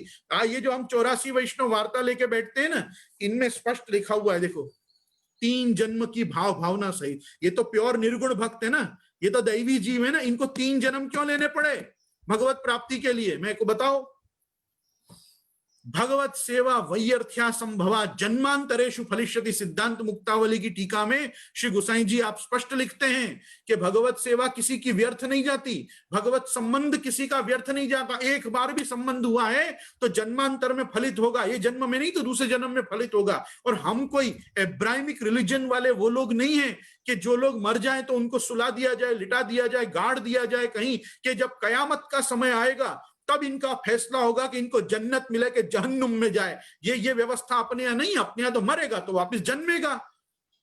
अरे जायते म्रियते ये तो चलता ही रहने वाला है, पुनरपि जननम पुनरपि मननम मरणम पुनरपि जननी जठरे शयनम। तो ये जो संसार चक्र, महाप्रभु जी भी क्या आज्ञा करते हैं कि जो वेद निंदा करता है, जो भगवान की निंदा करता है और जो शास्त्र आज्ञा को नहीं मानता, उसका क्या होता है भाई? उसका यही होता है कि नरके न भवेद पातः, भगवत संबंध हो जाने से, शरणागत होने से, आत्मनिवेदित होने से उसका नरक में पात नहीं होता, किंतु हीनेषु जायते, लेकिन उसका जन्म वापिस होगा और वो कोई हीन योनि में जाएगा, वापिस भगवत सेवा आदि करके अपने संस्कारों को शुद्ध करेगा पुनर्जन्म के, गत जन्म के, तब जाके उसको वापिस अच्छी योनि, अच्छा स्थान और अच्छा समय मिलेगा जब वो भगवत सेवा कर सके। तो मैं तो ये बात स्पष्ट कह रहा हूं, ब्रह्म संबंध कराने वाले हम लोग, हम केवल माध्यम मात्र हैं। We are the medium of doing Brahma Sambandh and making people ब्रह्म संबंधी।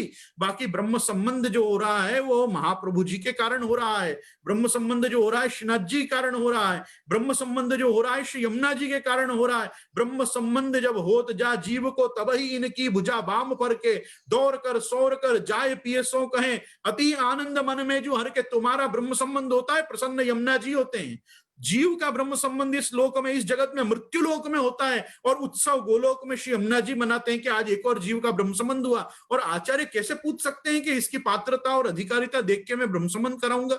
तुम हो कौन ब्रह्म संबंध कराने वाले? तुम जन्मे ही पुष्टि मार्ग में वल्लभ कुल में इसलिए हो ताकि लोगों का ब्रह्म संबंध करा के लोगों को भगवत सन्मुखता प्रदान करो। आज भगवत सन्मुख जो लोग नहीं हैं वो सब बहिर्मुख लोग वास्तव में अभिशापित हैं। आज आप लोग, इतने लोग विदेश में बैठे हो, विदेश में भी इतनी हवेलियों का स्थापन किया, ठाकुर जी पधराए, घर घर में लोगों के ठाकुर जी विराजते हैं, लोग अपना जीवन, अपना समय काढ़ के भी व्यस्त जीवन में से सेवा को समय देते हैं, सत्संग को समय देते हैं। क्यों? क्योंकि इसके महत्व को समझते हैं कि ये जन्म वापस मिलेगा नहीं, चाहे हम आर्य भूमि में रह सकें या ना रह सके, चाहे हम म्लेच्छ भूमि, यवन भूमि में रहें, पर क्योंकि हमारा जन्म एक पुष्टि मार्गीय वैष्णव के रूप में हुआ है तो इस जन्म को सफल करना आवश्यक है। इसका एक दृढ़ बोध कहीं ना कहीं आपकी संस्कृति में, आपके विचारों में, आपकी भावनाओं में जीवंत है, आप में एक आर्य संस्कृति जीवंत है। इस कारण से आप लोग इतना इन सत्कार्यों में प्रवृत्त होते हो। नहीं तो बताओ, वहां बैठे बैठे आपको कौन सा देश काल द्रव्य मंत्र करता और कर्म शुद्ध मिल रहे हैं कि जो आप वहां बैठ के और अच्छे ढंग से भगवत सेवा कर सको? तो भी मैं पूछूंगा किसके भाव में खंडन आया? किसी का भाव खंडित नहीं हुआ, अपितु और वहां के वैष्णवों का भाव भारतीय वैष्णवों से कहीं एक पगला ज्यादा बढ़ा ही होगा, क्योंकि उनको इस चीज की कदर, कीमत और एक महत्व पता है कि हम किस चीज से वंचित हैं। हम कैसे श्री यमुना जी, श्री गिरिराज जी से यहाँ दूर बैठे हैं, कैसे हम श्री नाथद्वारा चंपारण्य चरनाट से हम दूर बैठे हैं, कैसे हमको सात निधि के वल्लभ कुल के नित्य दर्शन प्राप्त नहीं हो रहे हैं। ये सब चीजों के महत्व को जानते हैं करके इतना आग्रह रखते हैं। मुझे तो बड़ा आश्चर्य होता है कि आप लोगों में आज भी भगवत कृपा है आप सभी के ऊपर कि आप लोगों में ऐसा सुंदर एक सत्संग का माहौल और ये क्रम बना हुआ है कि आप लोग इतना भगवान नाम, इतने इतने मूल ग्रंथों के पाठ और सब चीजें आप करते हो। कितने लोगों को तो मैं 2 दिन से सुन रहा हूं, आप में से कितने लोगों का कंठ कितना मधुर और सुंदर है, ठाकुर जी को कितना सुहाता होगा। अगर पुष्टि पद्धति से अपने यहाँ के कीर्तनों को इस क्रम से गाया जाए तो ठाकुर जी कितने प्रसन्न होंगे। तो पुष्टि मार्ग को जहां भी मैं एकदम सुंदर ढंग से विलास करते देखता हूँ पुष्टि मार्गीय भावनाओं का, तो मुझे एक आचार्यत्वेन, एक गुरु रूप में बहुत संतोष होता है कि मैं इस संतोष की भी अभिव्यक्ति आपके इस सत्संग के माध्यम से यहाँ करना चाहूंगा। और साथ में मैं आपको ये कहना चाहूंगा कि ये सब बातें जो हैं संप्रदाय में, ये तब ही लोगों के समझ में आएंगी जब इन पे भगवत कृपा होगी। जो लो हरि आप नो न जनावे, त्यों लो सकल सिद्धांत शास्त्र को पढ़े सुने नहीं आवे। नायम आत्मा प्रवचने न लभ्यो, बराबर, न मेधया न बहुना श्रुते न। तो जो लो हरि आपनो न जनावे, हरि को अपनत्व जनाना पड़ेगा आपके सामने। त्यों लो सकल सिद्धांत शास्त्र को पढ़े सुने नहीं आवे। सुनी विरंची नारायण मुख सो, भागवत जी तो सबसे पहले किसने सुनी? चतुश्लोकी भागवत के रूप में संपूर्ण अष्टादश सहस्त्र संहिता, ये आज 18,000 श्लोकों में मिलने वाली भागवत सबसे पहले ब्रह्मा जी ने सुनी। ब्रह्मा जी ने क्या किया? सुनी विरंची नारायण मुख सो, नारद सो कही दीनी, नारद कही वेद व्यास सो, आप शोध नहीं कीनी। महापुरुष नारद जी ने इस पर रिसर्च नहीं किया भागवत जी पे, उन्होंने सीधा सीधा जो ब्रह्मा जी से प्राप्त हुई वो उन्होंने वेद व्यास जी को पढ़ा दिया। वेद व्यास औषधि की नाही, पढ़ी तन ताप नसायो। वेद व्यास जी ने क्या किया? उसका उपयोग एक मेडिसिन की तरह किया, औषधि की तरह। मेडिसिन का प्रयोग आदमी कब तक करता है? रोग रहने तक। रोग छूट जाने के बाद कोई मेडिसिन नहीं खाता। कभी आपने ऐसा देखा नहीं होगा कोई कह के लाओ आज बहुत मूड बन रहा है पैरासिटामोल खा लूं। आपका मूड बने ना बने, आपको आवश्यकता होगी तो ही आप एक पिल का भी सेवन करोगे, नहीं तो you won't drug yourself unnecessarily. तो कहने का मेरा तात्पर्य है, वेद व्यास जी ने भी क्या किया? उनको जो ताप हो रहा था कि मैंने भगवत यश बराबर गाया नहीं, उनने अपना वो भागवत जी धारण करके, आज भी कहीं पे भी किसी भागवत जी पे भी नहीं लिखा रहता है वेद व्यास विरचितम श्रीमद भागवतम, नहीं, वेद व्यास प्रणीतम। प्रणीत मतलब प्रणयन। इस लोक में भागवत जी को किसने प्रकट किया? वेद व्यास जी ने प्रकट किया। बाकी भागवत जी तो आदिकाल से भगवान ही इसके करता है। आपने गीता जी में हर जगह देखा होगा, धृतराष्ट्र उवाच, संजय उवाच, श्री भगवान उवाच, अर्जुन उवाच, ये सब देखते हैं ना। हम भागवत जी में भी देखते हैं, सूत उवाच, शौनक उवाच, परीक्षित उवाच, श्रीशुक उवाच, बादरायणी उवाच, ऐसे बहुत आता है। लेकिन आपने कभी नहीं देखा होगा कि श्रीमद भागवत प्रथम स्कंद प्रथम अध्याय के पहले 5 श्लोक के ऊपर लिखा हो कौन उवाच। कभी नहीं लिखा रहता है। सीधा ग्रंथ शुरू होता है प्रथम स्कंद प्रथम अध्याय, जन्माद्यस्य तोन्वयादितरतश्चार्थेषु विज्ञस्वराट् तेने ब्रह्म हृदय आदि कवये। आदि कवि जो हैं भगवान स्वयं, वही इसके करता हैं। तो सबसे पहले भगवान ही इस ग्रंथ के प्रणेता हैं, प्रणयन करता है, उन्हीं की रचना है ये श्रीमद् भागवत जी। ये बताने के लिए भागवत जी के प्रारंभ में कहीं नहीं लिखा है कौन उवाच। ये आकाशवाणी वत, ये वेदवाणी वत, आप्त वचन अपौरुषेय वेदवत ये भागवत जी प्रकट हुई है। तो यहाँ पे कह रहे हैं वेद व्यास औषध की नाही, पढ़ी तन ताप नसायो, उनसे सुने मुनि सुख देवा, परीक्षित को जो सुनायो। वेद व्यास जी से किसने पढ़ा? सुखदेव जी ने पढ़ा। और उन्होंने क्या किया? परीक्षित को जो सुनायो। यद्यपि नृपति सुनी ब्रज की लीला, दशम कही सुख देवा। यद्यपि परीक्षित राजा ने ब्रज की पूरी लीला सुनी कि ठाकुर जी ने क्या क्या ब्रज में किया, तो सर्वात्म भाव न उपज्यो, ताते करी न सेवा। इसलिए भी वो छल्ले 2 दिन भी वापस घर नहीं गया दशम स्कंद सुन के भी कि अरे वाह प्रभु का ऐसा महात्म्य, तो जाऊं सेवा करियो। नहीं, वो तो वहीं बैठा रहा, क्योंकि सर्वात्म भाव प्राप्त नहीं हुआ। सर्वात्म भाव सिद्धि होना बहुत बड़ी बात है। अपने यहाँ सर्वात्म भाव सिद्ध हो जाने पर मानसी का वो प्रथम सोपान होता है। मानसी सिद्धि तब होती है जब व्यक्ति को सर्वात्म भाव सिद्ध हो जाए। तो वो चीज के लिए यहाँ पे कह रहे हैं कि तोहु सर्वात्म भाव न उपजो, ताते करी न सेवा। श्री भागवत अमृत दधि मथ के, श्री भागवत पीयूष समुद्र मथन क्षमा। कौन है? महाप्रभु जी। श्री भागवत अमृत दधि मथ के, श्री वल्लभ सर्वोत्तम, करी आवरण दूर निज जन के, हाथ दिए पुरुषोत्तम। तो हाथ दिए पुरुषोत्तम कौन ने आपको? ठाकुर जी हाथ में दिए। किसने आपका आवरण, ये पंच पर्वा अविद्या का आवरण, देहाध्यास, अंतःकरणाध्यास, इंद्रियाध्यास, स्वरूप विस्मृति आदि ये 5 अध्यास प्राणाध्यास कौन ने दूर किए? ये ब्रह्म संबंध के समय, पंच दोष निवृत्ति के समय श्री महाप्रभु जी ने आपके ये आवरण दूर किए और हाथ दिए पुरुषोत्तम। ये सेवा अरु श्रृंगार विविध रस श्री वल्लभ प्रगटायो। और महाप्रभु जी ने क्यों प्रगटाया? सेवा रीत प्रीत ब्रजजन की, जनहित जग प्रगटाई। भागवत महात्म्य में स्पष्ट आता है, हरिर्हिर साध्यते भक्त्या प्रमाणम तत्र गोपी कहा। सबसे बड़ा प्रमाण कौन है कि भक्ति से ही प्रभु को साधा जा सकता है? तो कहा प्रमाणम तत्र गोपी कहा, गोपी का, गोपी जन। आज सबसे श्रीनाथ जी के ऊपर ध्वजा कलश में सबसे ऊपर क्या विराजता है? 7 ध्वजा विराजता है। ध्वज क्या है? गोपी प्रेम की ध्वजा है।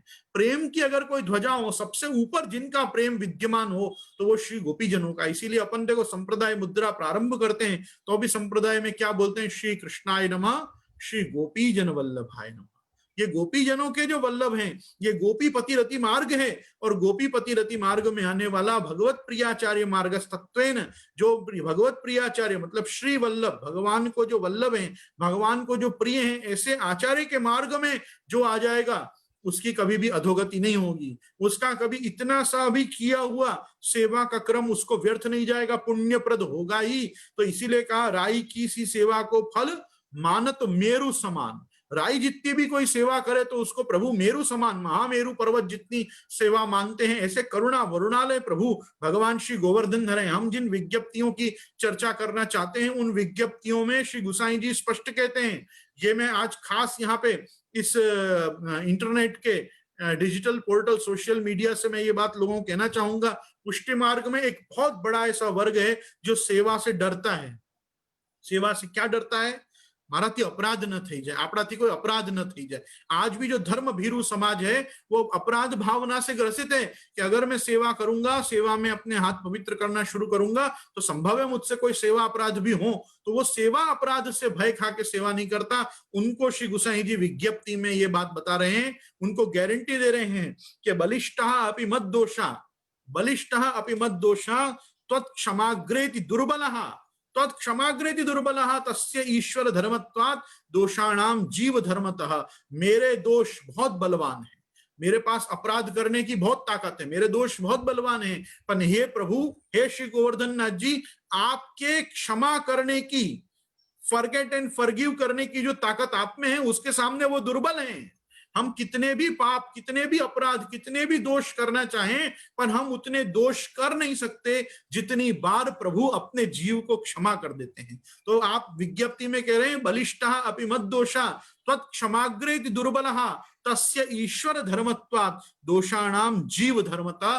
क्योंकि क्षमा करना ये ईश्वर का धर्म है और दोष करते रहना ये हम जीव का धर्म है। तो ईश्वर का धर्म क्षमा करना है और जीव का धर्म तो दोष करना, मतलब होता ही रहता, अपन को नहीं पता चलता। तो इसलिए इससे डरना नहीं चाहिए कि हमसे सेवा में दोष होगा तो क्या होगा। अरे होगा तो ये होगा कि प्रभु तुमको क्षमा कर देंगे कि मेरो ही जीव है, मेरी ही सेवा में तत्पर है, हो गए हो, चलो छोड़ो। तो जैसे हम सामान्यतया हर छोटे छोटे बच्चों के कोई बात पे या अपने बड़ों की भी कोई सहज बातों कहते हैं चल छोड़, कोई बात नहीं, भूल जा, वो क्यों करते हैं? प्रेम के कारण। उसी प्रकार ठाकुर जी भी अपने साथ ये अपने को बार बार क्षमा क्यों करते हैं? प्रेम के कारण। वो प्रेम कहां से आया? अंगीकृत्यैव गोपीश वल्लभीकृत मानव। वो मानव का जो वल्लभीकरण गोपीश से किया है ना, एक साधारण आदमी को जो ठाकुर जी का प्रिय बनाया है, वो प्रिय किसने बनाया है? श्री महाप्रभु जी ने बनाया है। और महाप्रभु जी के संबंध से, श्री यमुना जी के संबंध से गोवर्धन धर के साथ अपना जो संबंध हुआ है वो संबंध के दो स्वरूप हैं, एक संयोग सुख है और एक विप्रयोग सुख है। आज जैसे आप सब हो, आप सब 7 समुद्र दूर बैठे हो, हमारी भाषा में कहते हैं कि आप 7 समुद्र दूर बैठे हुए हो, इस 7 कॉन्टिनेंट में, किसी और कॉन्टिनेंट में, भूखंड में आप स्थित हो।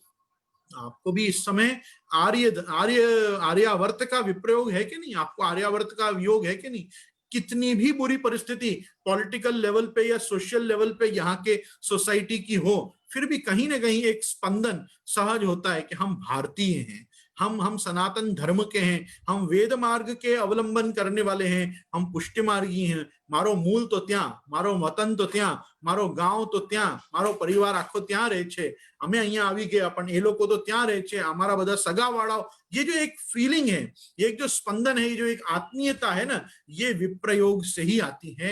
ये वियोग जन्य ही एक सुखानुभूति है कि कहीं का कुछ स्मरण करके भी व्यक्ति के मुख पे एक प्रकार की स्मित आ जाती है कि हाँ मैंने अपनी चीज याद की। तो यहाँ पे एक वस्तु को समझना चाहिए कि जो द्विदलात्मक प्रेम है, जो द्विदलात्मक श्रृंगार रस है, उस श्रृंगार रस को समझाने वाले बहुत से ग्रंथ में, संयोग सुख के लिए तो बहुत सारे ग्रंथ हैं, लेकिन विप्रयोग का आनंद क्या है?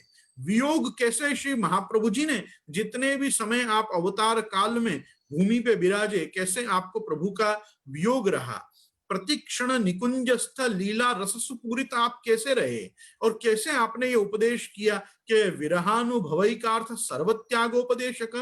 प्रभु का विरह अनुभव करने के लिए अपने को सब कुछ त्याग देना चाहिए। तो वो विरह अनुभव कैसे होगा? आज अपन लोग गद्य मंत्र जो बोलते हैं, ब्रह्म संबंध का भी मंत्र जो अपन अपरस में बोलते हैं, उसमें अपन क्या बोलते हैं? सहस्र परिवत्सर मितकाल जात कृष्ण वियोग। मैं पूरा मंत्र उच्चारण नहीं करूंगा, मुझे मर्यादा पता है कि अपने को मंत्र का सरहस्य मंत्र को बिना अपरस के और समाज में कहीं भी नहीं बोलना चाहिए, लेकिन आपको मैं बता रहा हूं, कृष्ण वियोग जनित ताप क्लेश आनंद, जनित ताप क्लेश और आनंद। ताप भी होगा, क्लेश भी होगा और वियोग का एक आनंद भी होगा। और वो आनंद का ही अगर तिरोभाव हो गया ना, तो भाई समस्या खड़ी हो जाएगी। और समस्या क्या खड़ी हो जाएगी कि व्यक्ति को पता नहीं चलेगा कि उसका कितना गूढ़ संबंध उसके ठाकुर जी के साथ हुआ है। आज वैष्णव के घर में जो ठाकुर जी विराज रहे हैं, वो साक्षात भगवान श्री कृष्ण परात्पर पर ब्रह्म पुष्टि पुरुषोत्तम कोटि कंदर्प लावण्य निकुंज नायक रास रासेश्वर व्रजजन सर्वस्व राधा रमण प्रभु आप विराज रहे हैं। और अपन को ये चीज समझनी चाहिए कि बारंबार श्री हरिराय महाप्रभु, श्री गुसाई जी, श्रीमद आचार्य चरण आपको अलग अलग भाषा में बोलते हैं, जानितम परमम तत्वम यशोदोत्संग लालितम। एक लालन को, एक लड्डू गोपाल को, एक बालकृष्ण जी के छोटे से विग्रह को भी अणोरणीयान महतो महियान जान के समझो कि परम तत्व परमात्मा उस रूप में तुम्हारे घर में विलास कर रहा है, तुम्हारे घर का आनंद ले रहा है। तुम उसका कितना आनंद ले रहे हो ये तुम्हारे ऊपर है। प्रभु तो आनंद से विराज रहे हैं वहां पे। आपके द्वारा धरी हुई एक मिश्री की कटोरी आरोप के भी उनने कभी असंतोष व्यक्त नहीं किया, पर आपको सर्वस्व आपका दान करने के बाद भी आपके मुख पे उसको संतोष आज भी नहीं दिखता है आपके परमात्मा को। ये बड़ी एक मानव मात्र के साथ की विडंबना है कि अपना अभिष्ट सब कुछ दिए बाद और अपना अनिष्ट सब निवृत्त किए बाद भी प्रभु अपने जीव को प्रसन्न नहीं देखता। आज जब तक जीवन में पुष्टिमार्गी लोग अपने मुख पे प्रसन्नता और अपने जीवन में आनंद को शाश्वत अनुभव नहीं करेंगे ना, मुझे नहीं लगता वो पुष्टि मार्ग में आए। वो भक्ति मार्ग में आ गए होंगे, पर अभी तक पुष्टि मार्ग उनको फलित नहीं हुआ। कृष्णानंदो परानंद नान्यानंद तथा विदा वेद अपि न तत्शक्त्या प्रतिपादयितुम स्वतः। श्रुति गीता में महाप्रभु जी आज्ञा करते हैं कि कृष्ण का जो आनंद है वो परानंद है, और ऐसा आनंद और कहीं भी इस लोक में देखने को नहीं मिलता। क्यों नहीं मिलता? गुप्तानंदो यतो जीवा निरानंदम जगत यत। ये जीव जो है वो तो गुप्तानंद है, उसमें अंदर आनंद है, उसको मालूम नहीं है। और निरानंदम जगत यत, जगत में तो कोई आनंद है ही नहीं। जागतिक तो हर वस्तु नश्वर है और क्षणभंगुर है। यदिदम मनसा वाचा चक्षुर्भ्याम श्रवणादिभि नश्वरम गृह्यमाणम च विद्धि माया मनोमयम। ये भगवान का वचन है 11वें स्कंद का, कि जो भी मेरे द्वारा बना हुआ दिख रहा है, इदमकार जगत, इदमकार का स्पंदन कहाँ हो रहा है? अहंकार तुम्हारे में, मैं ऐसा देख रहा हूं। तो इदमकार चक्षुर्भ्याम श्रवणादि भी, जिसको देखा और सुना जा सकता है, वो सबको तुम नश्वर जानो। और विद्धि माया मनोमयम, और वो मेरी माया से बना हुआ ऐसा जानो। अभी क्या होता है, आज किसी को बोलो माया क्या है, तो लोग बोलते हैं illusion. Maya is not illusion, Maya is nature, Maya is प्रकृति। माया तू प्रकृतिम विद्धि माइनम तू महेश्वरम, वेद का वाक्य है। माइनम तू महेश्वरम, तुम इस माया के रचयिता, इस माया के सृष्टा, इस माया के स्वामी के रूप में ठाकुर जी को देखो। आपको ठाकुर जी की माया में तो बहुत रुचि है, मोह माया में तो हर व्यक्ति पड़ जाता है, पर ये जो मायापति हैं, ये मायापति के अंदर रति होना, ये तो उनकी कृपा से ही प्राप्त होता है। बिना कृपा के कितना भी ज्ञानोपार्जन करने से, कितना भी सत्संग करने से, कितना भी भगवत संबंध स्थापित करने से भी वो आनंद अपने को प्राप्त नहीं होगा, जो एक क्षण मात्र में भी, एक रोमांच के साथ भी प्रभु अपने को कभी स्पंदन मात्र से करा दें। मैं सभी वैष्णवों को, यहाँ जो भी मेरे श्रोतागण हैं, उनको यही आग्रह और आज्ञा करना चाहूंगा कि आप सब अति सौभाग्यशाली हो। आप सब अपने अपने सौभाग्य का चिंतन करो। दुर्भाग्य का चिंतन तो पामर जीव कलिकाल के कलिमल कलुष लोग भी करते रहते हैं। आ नहीं मड़्यू, ते नहीं मड़्यू, आ नहीं थयू, आ नहीं ते नहीं थयू। ये तो ठीक है, पर जो थयू, जो मिला, जो प्राप्त हुआ, जो प्राप्त है वो पर्याप्त है कि एक सहज वैष्णवी भावना से संतोष पूर्वक जीवन जीना, यही एक वैष्णव धर्म का सहज आनंद है। आज ठाकुर जी घर विराज रहे, बहुत आनंद की बात है। गांव में आपकी हवेली हो गई, बहुत आनंद की बात है। वल्लभ कुल पधारने लग गए, बहुत आनंद की बात है। वैष्णवों का संग मिल रहा है, बहुत आनंद की बात है। छोटे बड़े उत्सव हम साथ में सब वैष्णव मिलकर मनाते हैं, बहुत आनंद की बात है। कहाँ है जो आनंद नहीं है? किस चीज में आनंद नहीं है? जो चीज में आनंद नहीं है उसमें कृष्ण का संबंध जोड़ दो, आनंद आने लगेगा। और आनंद का तिरोभाव क्यों हुआ है? हमने जो आनंद का स्रोत था उसको लेकर ही क्लेश करना शुरू कर दिया। आज वैष्णव अपरस के लिए क्लेश करते हैं, वैष्णव सेवा के लिए क्लेश करते हैं, वैष्णव आपस में तू करी ले में क्लेश करते हैं, कौन कर से क्लेश करते हैं। अरे आप सेवा को इतना इतना आपने उसका हवा बनाया ही क्यों है?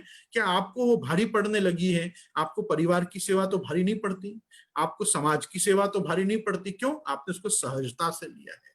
तो मैं बस ये चीज जरूर कहना चाहूंगा, चाहे संयोग सुख का आनंद लो कि विप्रयोग के सुख का, अगर ठाकुर जी कभी समझा दें और समझ में आता हो कि विप्रयोग से जन्य सुख कैसा होता है, क्योंकि आंतरस्तु महाफलम, वो तो महाफल है।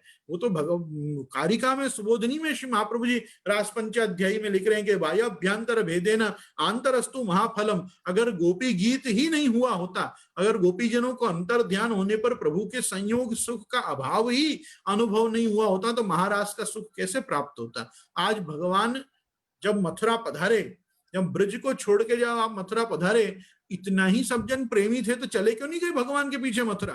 क्यों ब्रज में रह गए?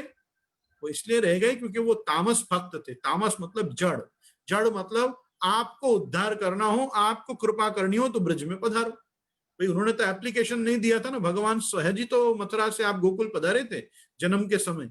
अब आप मथुरा से वापस ब्रज से वापस मथुरा पधार गए, वो तो सब वहीं के वहीं रहे, भगवान के लीला गुणानुवाद का और सब कीर्तन करते रहे, चिंतन करते रहे, रुदन करते रहे, लेकिन कोई भी उनके पीछे नहीं गए, क्योंकि उनको मालूम है यहीं तक संयोग सुख है, इसके बाद जो है वो आजन्म विप्रयोग है। कभी कभी किसी को प्रभु पहले विप्रयोग देता है, बाद में संयोग सुख देता है, कभी किसी को संयोग सुख पहले देता है, बाद में विप्रयोग देता है। ये ही लीला सृष्टि का, लीला चक्र का एक स्वरूप है कि जिसके माध्यम से अपन ये वस्तुओं को समझ सकते हैं। विज्ञप्तियों के पाठ से पूर्व, विज्ञप्तियों के अंदर प्रवेश करने से पूर्व, क्योंकि विज्ञप्ति वास्तव में श्री गोसाई जी नहीं बोल रहे हैं, ये श्री चंद्रावली जी बोल रही हैं, ये श्री ललिता जी से, श्री राधा जी से बोल रही हैं, और ललिता जी और राधा जी से बोल रही हैं कि आप कृपा करके श्री ठाकुर जी से ये बोलो, और ठाकुर जी का मेरे को प्रत्युत्तर आप प्रदान करो कि आप मेरे प्रति कैसा भाव इस समय रख रहे हैं। ये पूरे विज्ञप्तियों का जो विप्रयोगात्मक कॉन्सेप्ट है, इस विप्रयोगात्मक कॉन्सेप्ट को आप अपने सामने जगत में उजागर कर रहे हैं। पहले खूब बार पारायण करना चाहिए, कम से कम 9 बार तो विज्ञप्तियों का पाठ करना चाहिए। उसके साथ कृष्णदास अधिकारी जी के वार्ता का भाव प्रकाश, मैं वापस यहाँ वैष्णव कहना चाहूंगा, वार्ताओं से ज्यादा सीरियसली भाव प्रकाश को पढ़िए।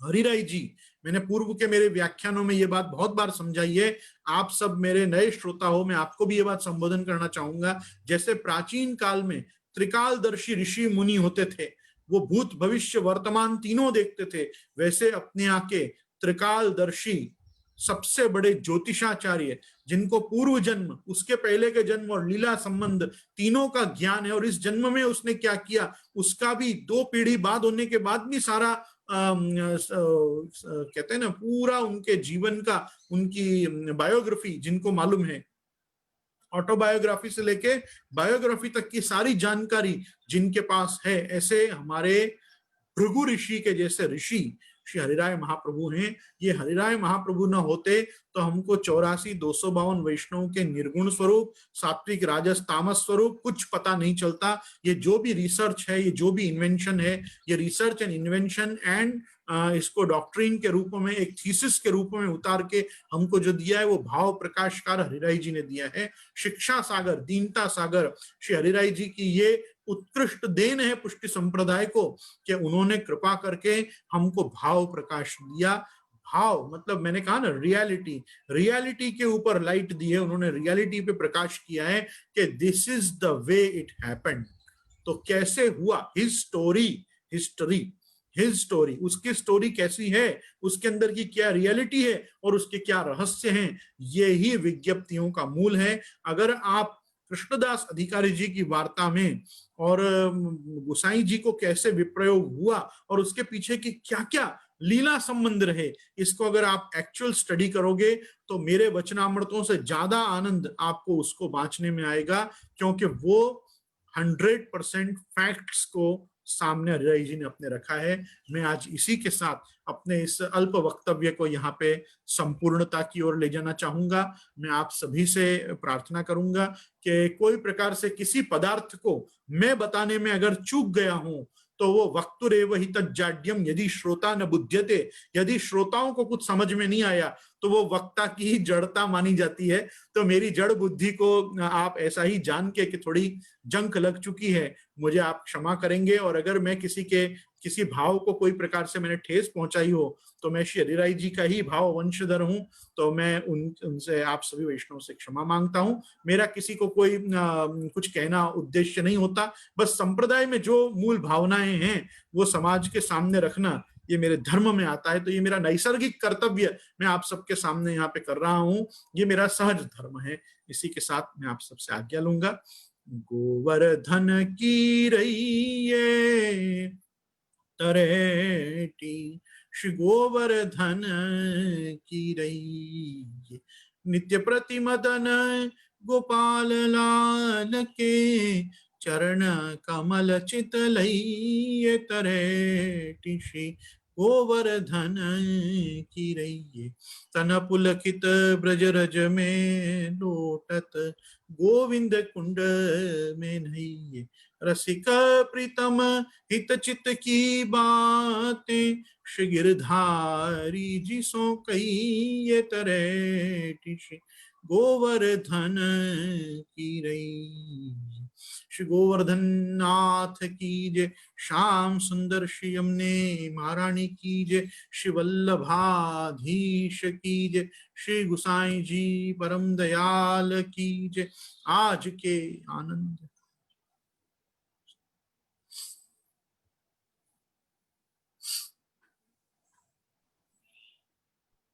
જે આપણા ચરણોમાં દંડવત પ્રણામ. આપશ્રીએ બહુ સુંદર વિજ્ઞાન ગોસાઈજી વિશે આપશ્રીએ સમજાયું. હજુ આપશ્રી ફરી આપને બિરાજવાનું છે અને આપને હું આપીશ, આપ જે દિવસ આપશ્રી ટાઈમ હશે એ રીતે જે અને ખૂબ ખૂબ અમારા LA ના વૈષ્ણવો અને આખા વર્લ્ડના વૈષ્ણવો બેઠા છે, એની માટે આપશ્રીએ બહુ સુંદર રીતે કહ્યું ને આપશ્રી પહેલી વાર અમારા LA માં આવ્યા અને અમને તો આટલા વ્યાપીમાં જે બિરાજ્યા હતા એ જાણીને બહુ જ આનંદ થયો. આપનું બધું યુટ્યુબમાં જોયું મેં આજે, તો બહુ સુંદર બધું આપશ્રીએ કર્યું છે. અને મેં કહ્યું મને લિંક મોકલજો તો હું અહીંયા આગળ બધાને અમારા વોટ્સઅપ ગ્રુપ છે એમાં હું બધાને મોકલીશ. જે આપણે હમણાં ફેસબુક લાઈવ છીએ એટલે હું બસ અહીંયા ઇન્ટરેસ્ટેડ પીપલને હું આટલું જ કહીશ કે આપ સબને રુચિ હોય તો યુટ્યુબ ઉપર શ્રી ગોવિંદરાયજી નામનું ચેનલ છે, આપ એને વિઝિટ કરજો અને સબસ્ક્રાઇબ અને લાઈક જેમ બધા કહે છે, please subscribe like and share. તો એક તો એ વસ્તુ મને કહેવી હતી. અને બીજી વસ્તુ કે ફેસબુક ઉપર પણ મારી ગોસ્વામી ગોવિંદરાયજી સ્વતંત્ર પ્રોફાઇલ છે, પરંતુ ભક્તિ સેતુ હવેલીનું એક ઓફિશિયલ પેજ છે જેના ઉપર હું મારી બધી એક્ટિવિટીઝને રાખું જ છું. અને હમણાં પણ જે ઝૂમમાં રાત્રે અહીંયા ભારતના ઇન્ડિયન સ્ટેન્ડર્ડ ટાઈમથી જે 9 to 10 મારા લેક્ચર સાધન દીપિકા ઉપર ચાલી રહ્યા છે અને ગોપીનાથજીનો વિશિષ્ટ ગ્રંથ છે. તો જે લોકોને પણ ઝૂમ મિટિંગમાં આવવું હોય આ બધાનું સ્વાગત છે. અને ઝૂમ મિટિંગમાં કદાચ ન પણ આવી શકો તો આ ફેસબુક લાઈવ જેમ આપ કરો છો તેમ હું પણ ફેસબુક લાઈવ થાઉં જ છું, પણ એ સમય કદાચ આપ લોકોને એ સમયના અનુસંધાને શૂટ ન કરતું હશે, પણ આપ બીજા દિવસે પણ એનો આનંદ સવારે લઈ શકો છો બધા. તો ફેસબુક લાઈવ અને યુટ્યુબ ઉપર મારા ચેનલ ઉપર એ બધી ક્લિપ્સ આવે જ છે. અને હું હકીકતમાં કહીશ, I personally like to teach people, not preach people. તો હું બધાને આમ પ્રીચિંગ નથી આપી શકતો, માસ ગેધરિંગ કરીને હું સમૂહ સંબોધન નથી કરતો. હું જે કંઈ કરું છું વ્યક્તિગત રૂપે કોઈ મારા પાસે બેસીને ભણે છે તો હું બધાને ભણાવું છું. મારું આ જ કામ છે કે એઝ અ ગુરુ, એઝ એન આચાર્ય હું ટીચ કરું બધાને. તો બધી મારી ક્લાસીસ જ થાય છે. અને અહીંયા પણ અમારી બાલબોધની જે પાઠશાળા ચાલે છે, 500 થી વધારે આપણે 3 વર્ષ ભણાવીને બચ્ચાઓને તૈયાર કર્યા છે હજી સુધી. અને પ્રભુ કૃપા 2013 થી આપણી પાઠશાળા ચાલુ જ છે. ગત વર્ષથી 2 વર્ષથી આપણે હૈદરાબાદમાં પણ એક ઇનિશિયેટિવ લીધું છે કે ત્યાં બાલબોધની નામથી 4 આપણી બ્રાન્ચીસ શાખાઓ ચાલે છે. તો હૈદરાબાદ, સિકંદરાબાદ મળાવીને પણ we have 4 branches and the main branches A here in Vapi. તો વાપીના બાલબોધની, અને જેમ આપને મેં મારું પરિચય મોકલ્યું હતું, એક સંસ્થાના નામે VAPI, that is Vapi, Vallabh academy of પુષ્ટિ માર્ગી ઇન્ટેલિજન્સ, હું એક આ માધ્યમથી પણ લોકોને ઉપદેશ કરતો હોઉં છું. તો મારો આ પેશન છે કે સંપ્રદાયના એવા ગ્રંથોને સમાજના આગળ લાવવા, એવા ગ્રંથોને લોકોને ભણાવવા જે પણ અન્ય મારા ભાઈ બંધુ આચાર્યો ન બોલતા હોય. કેમ કે જે બધા જ બોલે છે હું પણ બોલવા લાગી જાઉં તો એનાથી લાભ શું છે? એટલે કે એવું આપવાનું કે જેમ શાસ્ત્રમાં અવગત્ય મનોવાગ દેહી કૃષ્ણ સેવ્ય.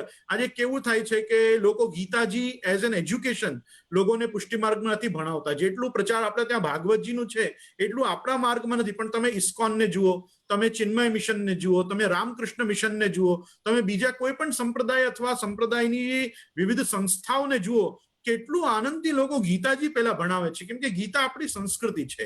ગીતા, ગંગા, ગાયત્રી, ગૌ માતા, આ બધાથી તો ભારત શોભાયમાન છે. તો ભારતીય સંસ્કૃતિમાં કોઈ પણ સત્સંપ્રદાય હોય એને સૌથી પહેલા ગીતાજી કરવી જોઈએ. તો એટલો મારો 2020માં એક ગીતાજીનું પણ સત્ર ચાલે છે. મારા ગીતાજીની સ્વતંત્ર બધી લિસ્ટ છે, જે અમૃત તરંગિણી પુષ્ટિ માર્ગની ટીકા છે પુરુષોત્તમજીની. એ અમૃત તરંગિણીના આધારે પુષ્ટિમાર્ગીય વિવેચનની પદ્ધતિથી હું ગીતાજી પણ ભણાવું છું. તો આપ બધા ગોવિંદરાયજી ચેનલ ઉપર પ્લીઝ લાભ લેજો. તો બધાને ગીતાજી પણ શ્લોક વાઇઝ શ્લોક અને મેઇન ઇન્ટરપ્રિટેશન ઓફ વલ્લભ સંપ્રદાય શુદ્ધાદ્વૈત બ્રહ્મવાદીય સ્કૂલ ઓફ થોટ થી આપણે ગીતાજી ભણાવી રહ્યા છે. જેમ શાંકર ભાષ્ય હોય છે, રામાનુજ ભાષ્ય હોય છે, દ્વૈતાદ્વૈત મતનો નિંબાર્ક ભાષ્ય હોય છે, મધ્વ ભાષ્ય હોય છે, તેમ વલ્લભાચાર્યજીનું શું ભાષ્ય છે, વલ્લભાચાર્યજીની શું દૃષ્ટિ છે ગીતા ઉપર, એના ઉપર આપણે આપણા ઘરેથી અહીંયા ભક્તિ સેતુના માધ્યમથી અમે આ કાર્ય કરી રહ્યા છે. આપ સૌનું એમાં પણ હું ખૂબ ખૂબ સ્વાગત કરું છું.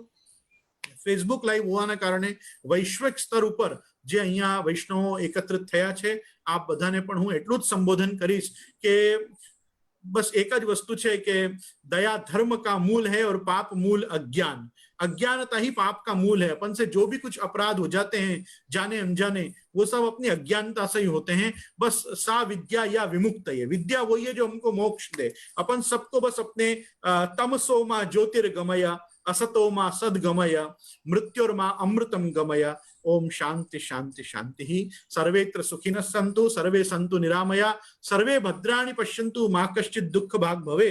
ओम शांति शांति शांति. आप सबने प्रभु भक्तिનું દાન કરે, આરોગ્યનું દાન કરે અને સ્વાસ્થ્ય લાભ આપને બધાને થાય. બસ એ જ શુભકામના સાથે હું આ બધાથી આજ્ઞા લઉં છું. બીજે કોઈને કઈ કહેવું હોય તો જરૂર આવી જાય. जय जय. आपके चरणों में दंडवत प्रणाम. आपने अपना वचनामृत शुरू करते हुए कहा कि अष्ट सखाओं के कीर्तन के माध्यम से हम ठाकुर जी से संवाद कर सकते हैं. अपने द्वारा सुनाए गए कीर्तन से प्रभु आनंदित होते हैं.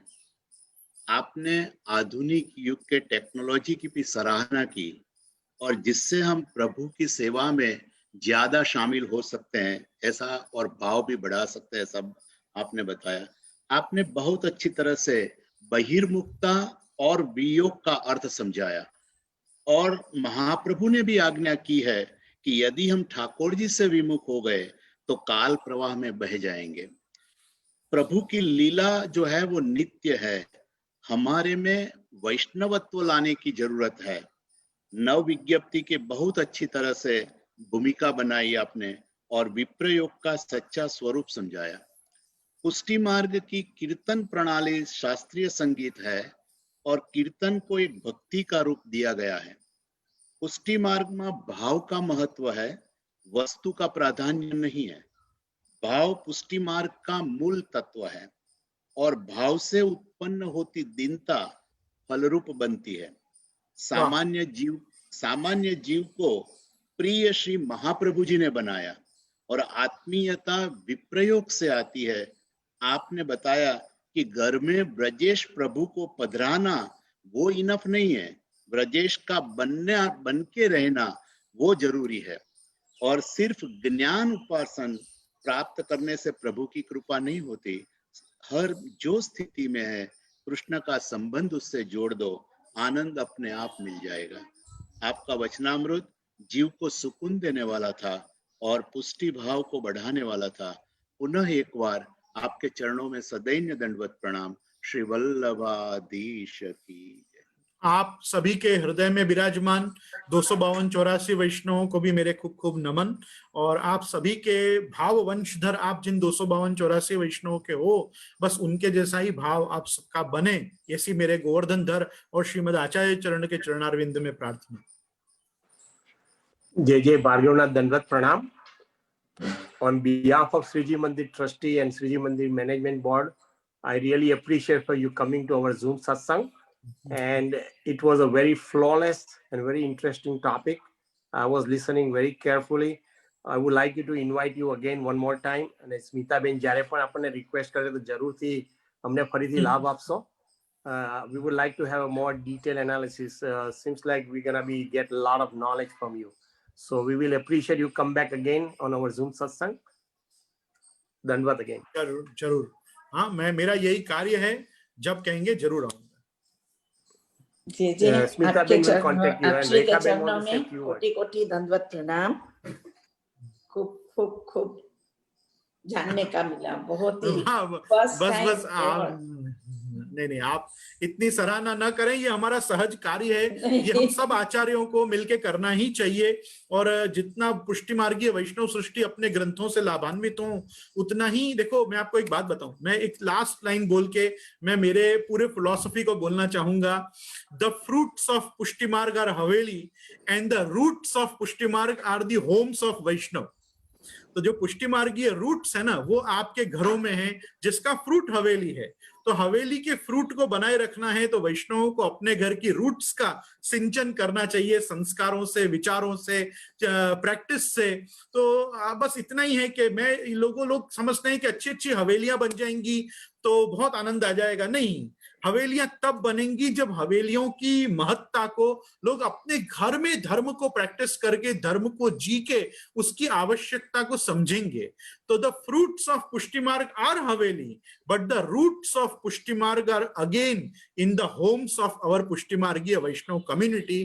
तो जब तक पुष्टि मार्गीय वैष्णव कम्युनिटी अपने घर में इस वैष्णवत्व को जीती रहेगी ना, अच्छी हवेलियां, सुंदर हवेलियां सिद्ध होती रहेंगी। लेकिन जब समझो कि हवेलियां ही हवेलियां सिद्ध हो गई और लोगों ने अपने घर में से धर्माचरण ही त्याग दिया, तो फिर कौन उन हवेलियों का पोषण करेगा, कौन उन हवेलियों में जाएगा और वहां बैठ के क्या करेगा। आज वैष्णव के घर में सेवा होती है ना, तो उसको पता होता है, હવે વસંતની ઋતુ આવી રહી છે, આપણને ચોવા મોકલવાનું છે, આપણને વસંતના પુષ્પો મોકલવાના છે, ગુલાલ અબીર મંગાવવાની છે। वो आप हवेली का भी ध्यान आपको कब आता है, जब आपके घर में प्रणाली का आप खोल के देखते हैं। आपको अन्नकूट आता है तो याद आता है, भाई હવે હું ભંડાર ભરાવી દઉં, कई सामग्री पधरावी दूं, हूँ सूखा मेवा पधरावी दूं। ये सब कब आता है मन में, जब घर में होता है तब। जिसके घर में ही ठाकुर जी और तुलसी नहीं होंगी, उसके घर में क्या वैष्णवत्व होगा, मुझे आप बताओ। हवेलियां होनी चाहिए, हवेलियों में अपने ट्रेडिशंस और कल्चर जीवंत रहते हैं, पर उन ट्रेडिशंस और कल्चर को प्रैक्टिस करने वाले अपने घर से शुरू होते हैं। इसलिए पुष्टि मार्गीकरण घर का होना बहुत जरूरी है, परिवार का होना बहुत जरूरी है। हर व्यक्ति अपने घर में से उठ के सत्संग में जरूर जाता है, मगर सत्संग को घर में लाए वो वास्तविक वैष्णव है। तो बस आप जो सत्संगों में श्रवण करते हैं वो फैमिली के साथ भी डिस्कस करिए, फैमिली के साथ भी डिस्ट्रीब्यूट करिए। गुजराती भाषा में दो बहुत जबरदस्त शब्द हैं, एक शब्द है वेचाण, टू सेल, और एक है वહેંચાણ, टू डिस्ट्रीब्यूट। વેચવું એટલે ડિસ્ટ્રીબ્યુટ કરવું અને વેચવું એટલે સેલ કરવું। We should not sell the જ્ઞાન, वी शुड डिस्ट्रीब्यूट इट।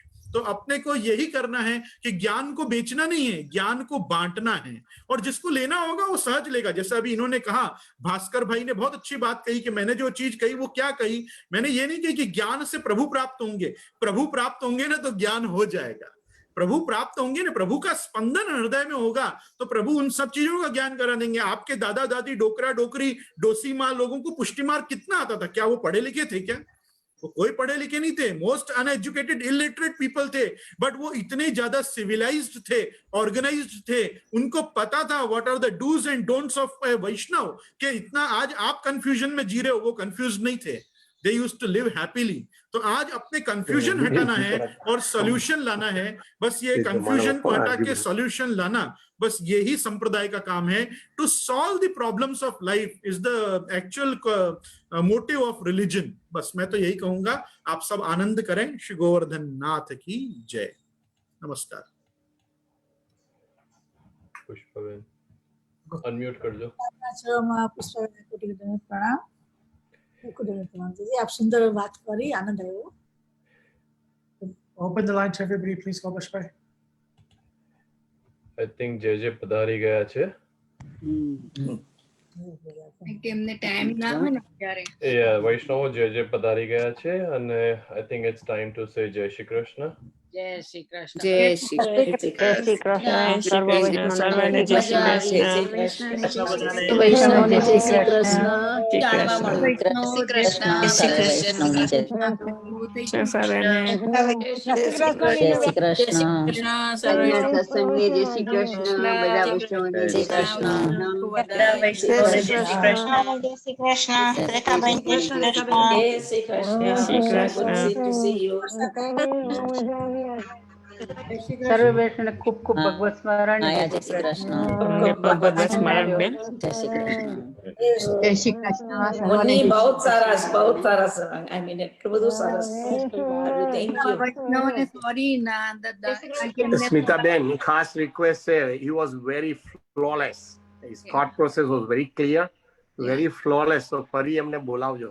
મજા આવે એવું. વાત થઈ હતી ગઈકાલ રાતે, કર્યો તો મેં ફોન. વાત હા, પણ એમને 3-4 દિવસમાં ભેગું બોલાવો, બહુ મજા આવે એવું છે. એમની બોલવાની છટા સરસ છે. કોઈ નાઇસ સબ્જેક્ટ ગોતીને એના પર. હા, કોઈ સારો સબ્જેક્ટ આપીને બોલાવવાનું ફરીથી. It was wonderful subject. This one was very good. This one was beautiful. Excellent. Excellent. Yeah. Continue કરાવીએ.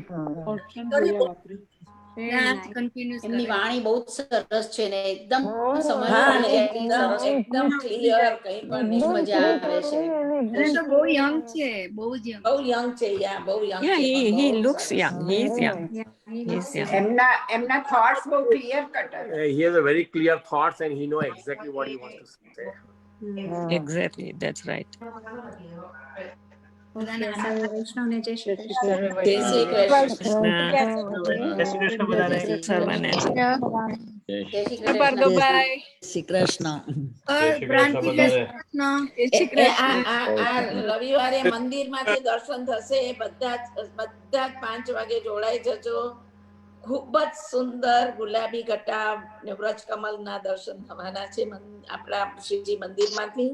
તો આ રવિવારે બધા જ 5 વાગે બરાબર આવી જજો, નહીં તો સાચે જ મિસ કરશો એવું છે. અધિક માસનો પહેલો રવિવાર છે, આપણે શિવજી મંદિરમાંથી શરૂ કરશું. તો બધા જ રવિવારના બધું મૂકી, બધું વહેલું કરીને આવી જજો. આપણે 84 વૈષ્ણવ ચાલુ થાય છે કાલથી. રેખાબેન, કાલથી વૈષ્ણવે અનિતા એનાઉન્સ કર્યું, કાલથી 84. હા, live on zoom. Also Rekhaben, બધા વૈષ્ણવોને મંદિરમાંથી બધું લાઈવ થશે. સાંભળો પ્લીઝ. Also રેખાબેન નું સજેશન હતું દરેક વૈષ્ણવોને કે જો તમારો વિડીયો ચાલુ કરો, તમે જ્યારે ઝૂમમાં જો લોગિન થાવ તો આપણા જેટલા પણ ગુરુ આવે છે એ લોકો સ્કેન કરતા હોય છે કોણ જોવે છે કોણ, તો બને ત્યાં સુધી વિડીયો સ્ટાર્ટ કરજો. તો એને પણ જેને પણ લાગે કે ના બધા સાંભળે છે તમને ધ્યાનથી. Yes, very true. Very true. અને આપણા પરફોર્મર્સ જે આવે છે એ પણ ઘણો આનંદ થાય એમને કે ભાઈ ના બધા જોઈન થઈને વિડીયો જુએ છે, તો તમારો ફેસ ટુ ફેસ કનેક્શન થાય તો ઘણો આનંદ આવે એમને પણ પરફોર્મન્સ કરવાનો. તો બને ત્યાં સુધી દરેક તમારો વિડીયો સ્ટાર્ટ કરો તો સારું. તમારે સ્ટેપ આઉટ થવું હોય તો વિડીયો બંધ કરી દો, પણ જ્યારે પણ તમે સામે બેઠા હોય તો please turn on your video. તમારા હાવભાવ જોઈને તમારે ખાલી મોઢું દેખાડો તો પણ વાંધો નથી, પણ તમારા જોઈને બધાને આનંદ આવે, એ લોકોને વધારે પ્રોત્સાહન મળે. રેખાબેન, તમે સરસ દર્શન કરાવો છો પાછળ શ્રીજી બાબાના. આપણા શ્રીજી મંદિરના સુંદર લાગે છે ને કે તમારું ફોટો નથી જોવાનું.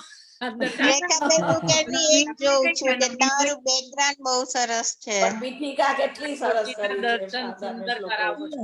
નૈના ને ધર્મેશ બધા હોલ સુપર સાથે જય હો જય હો. નવીનભાઈ કઈ ગયા ને? પૂર્ણિમા આ રવિવાર માટે યશવંતભાઈ નવીનભાઈ. સાથે સામગ્રી મોકલજે ને, શું મોકલું બોલો? જે તારા પેંડા અને સૂતરફેણી જે જલ્દી થાય. તમારે સૂતરફેની મોકલી આપો. હા ખાલી નાનો બાઉલ ના મોકલતા. સૂતરફેણી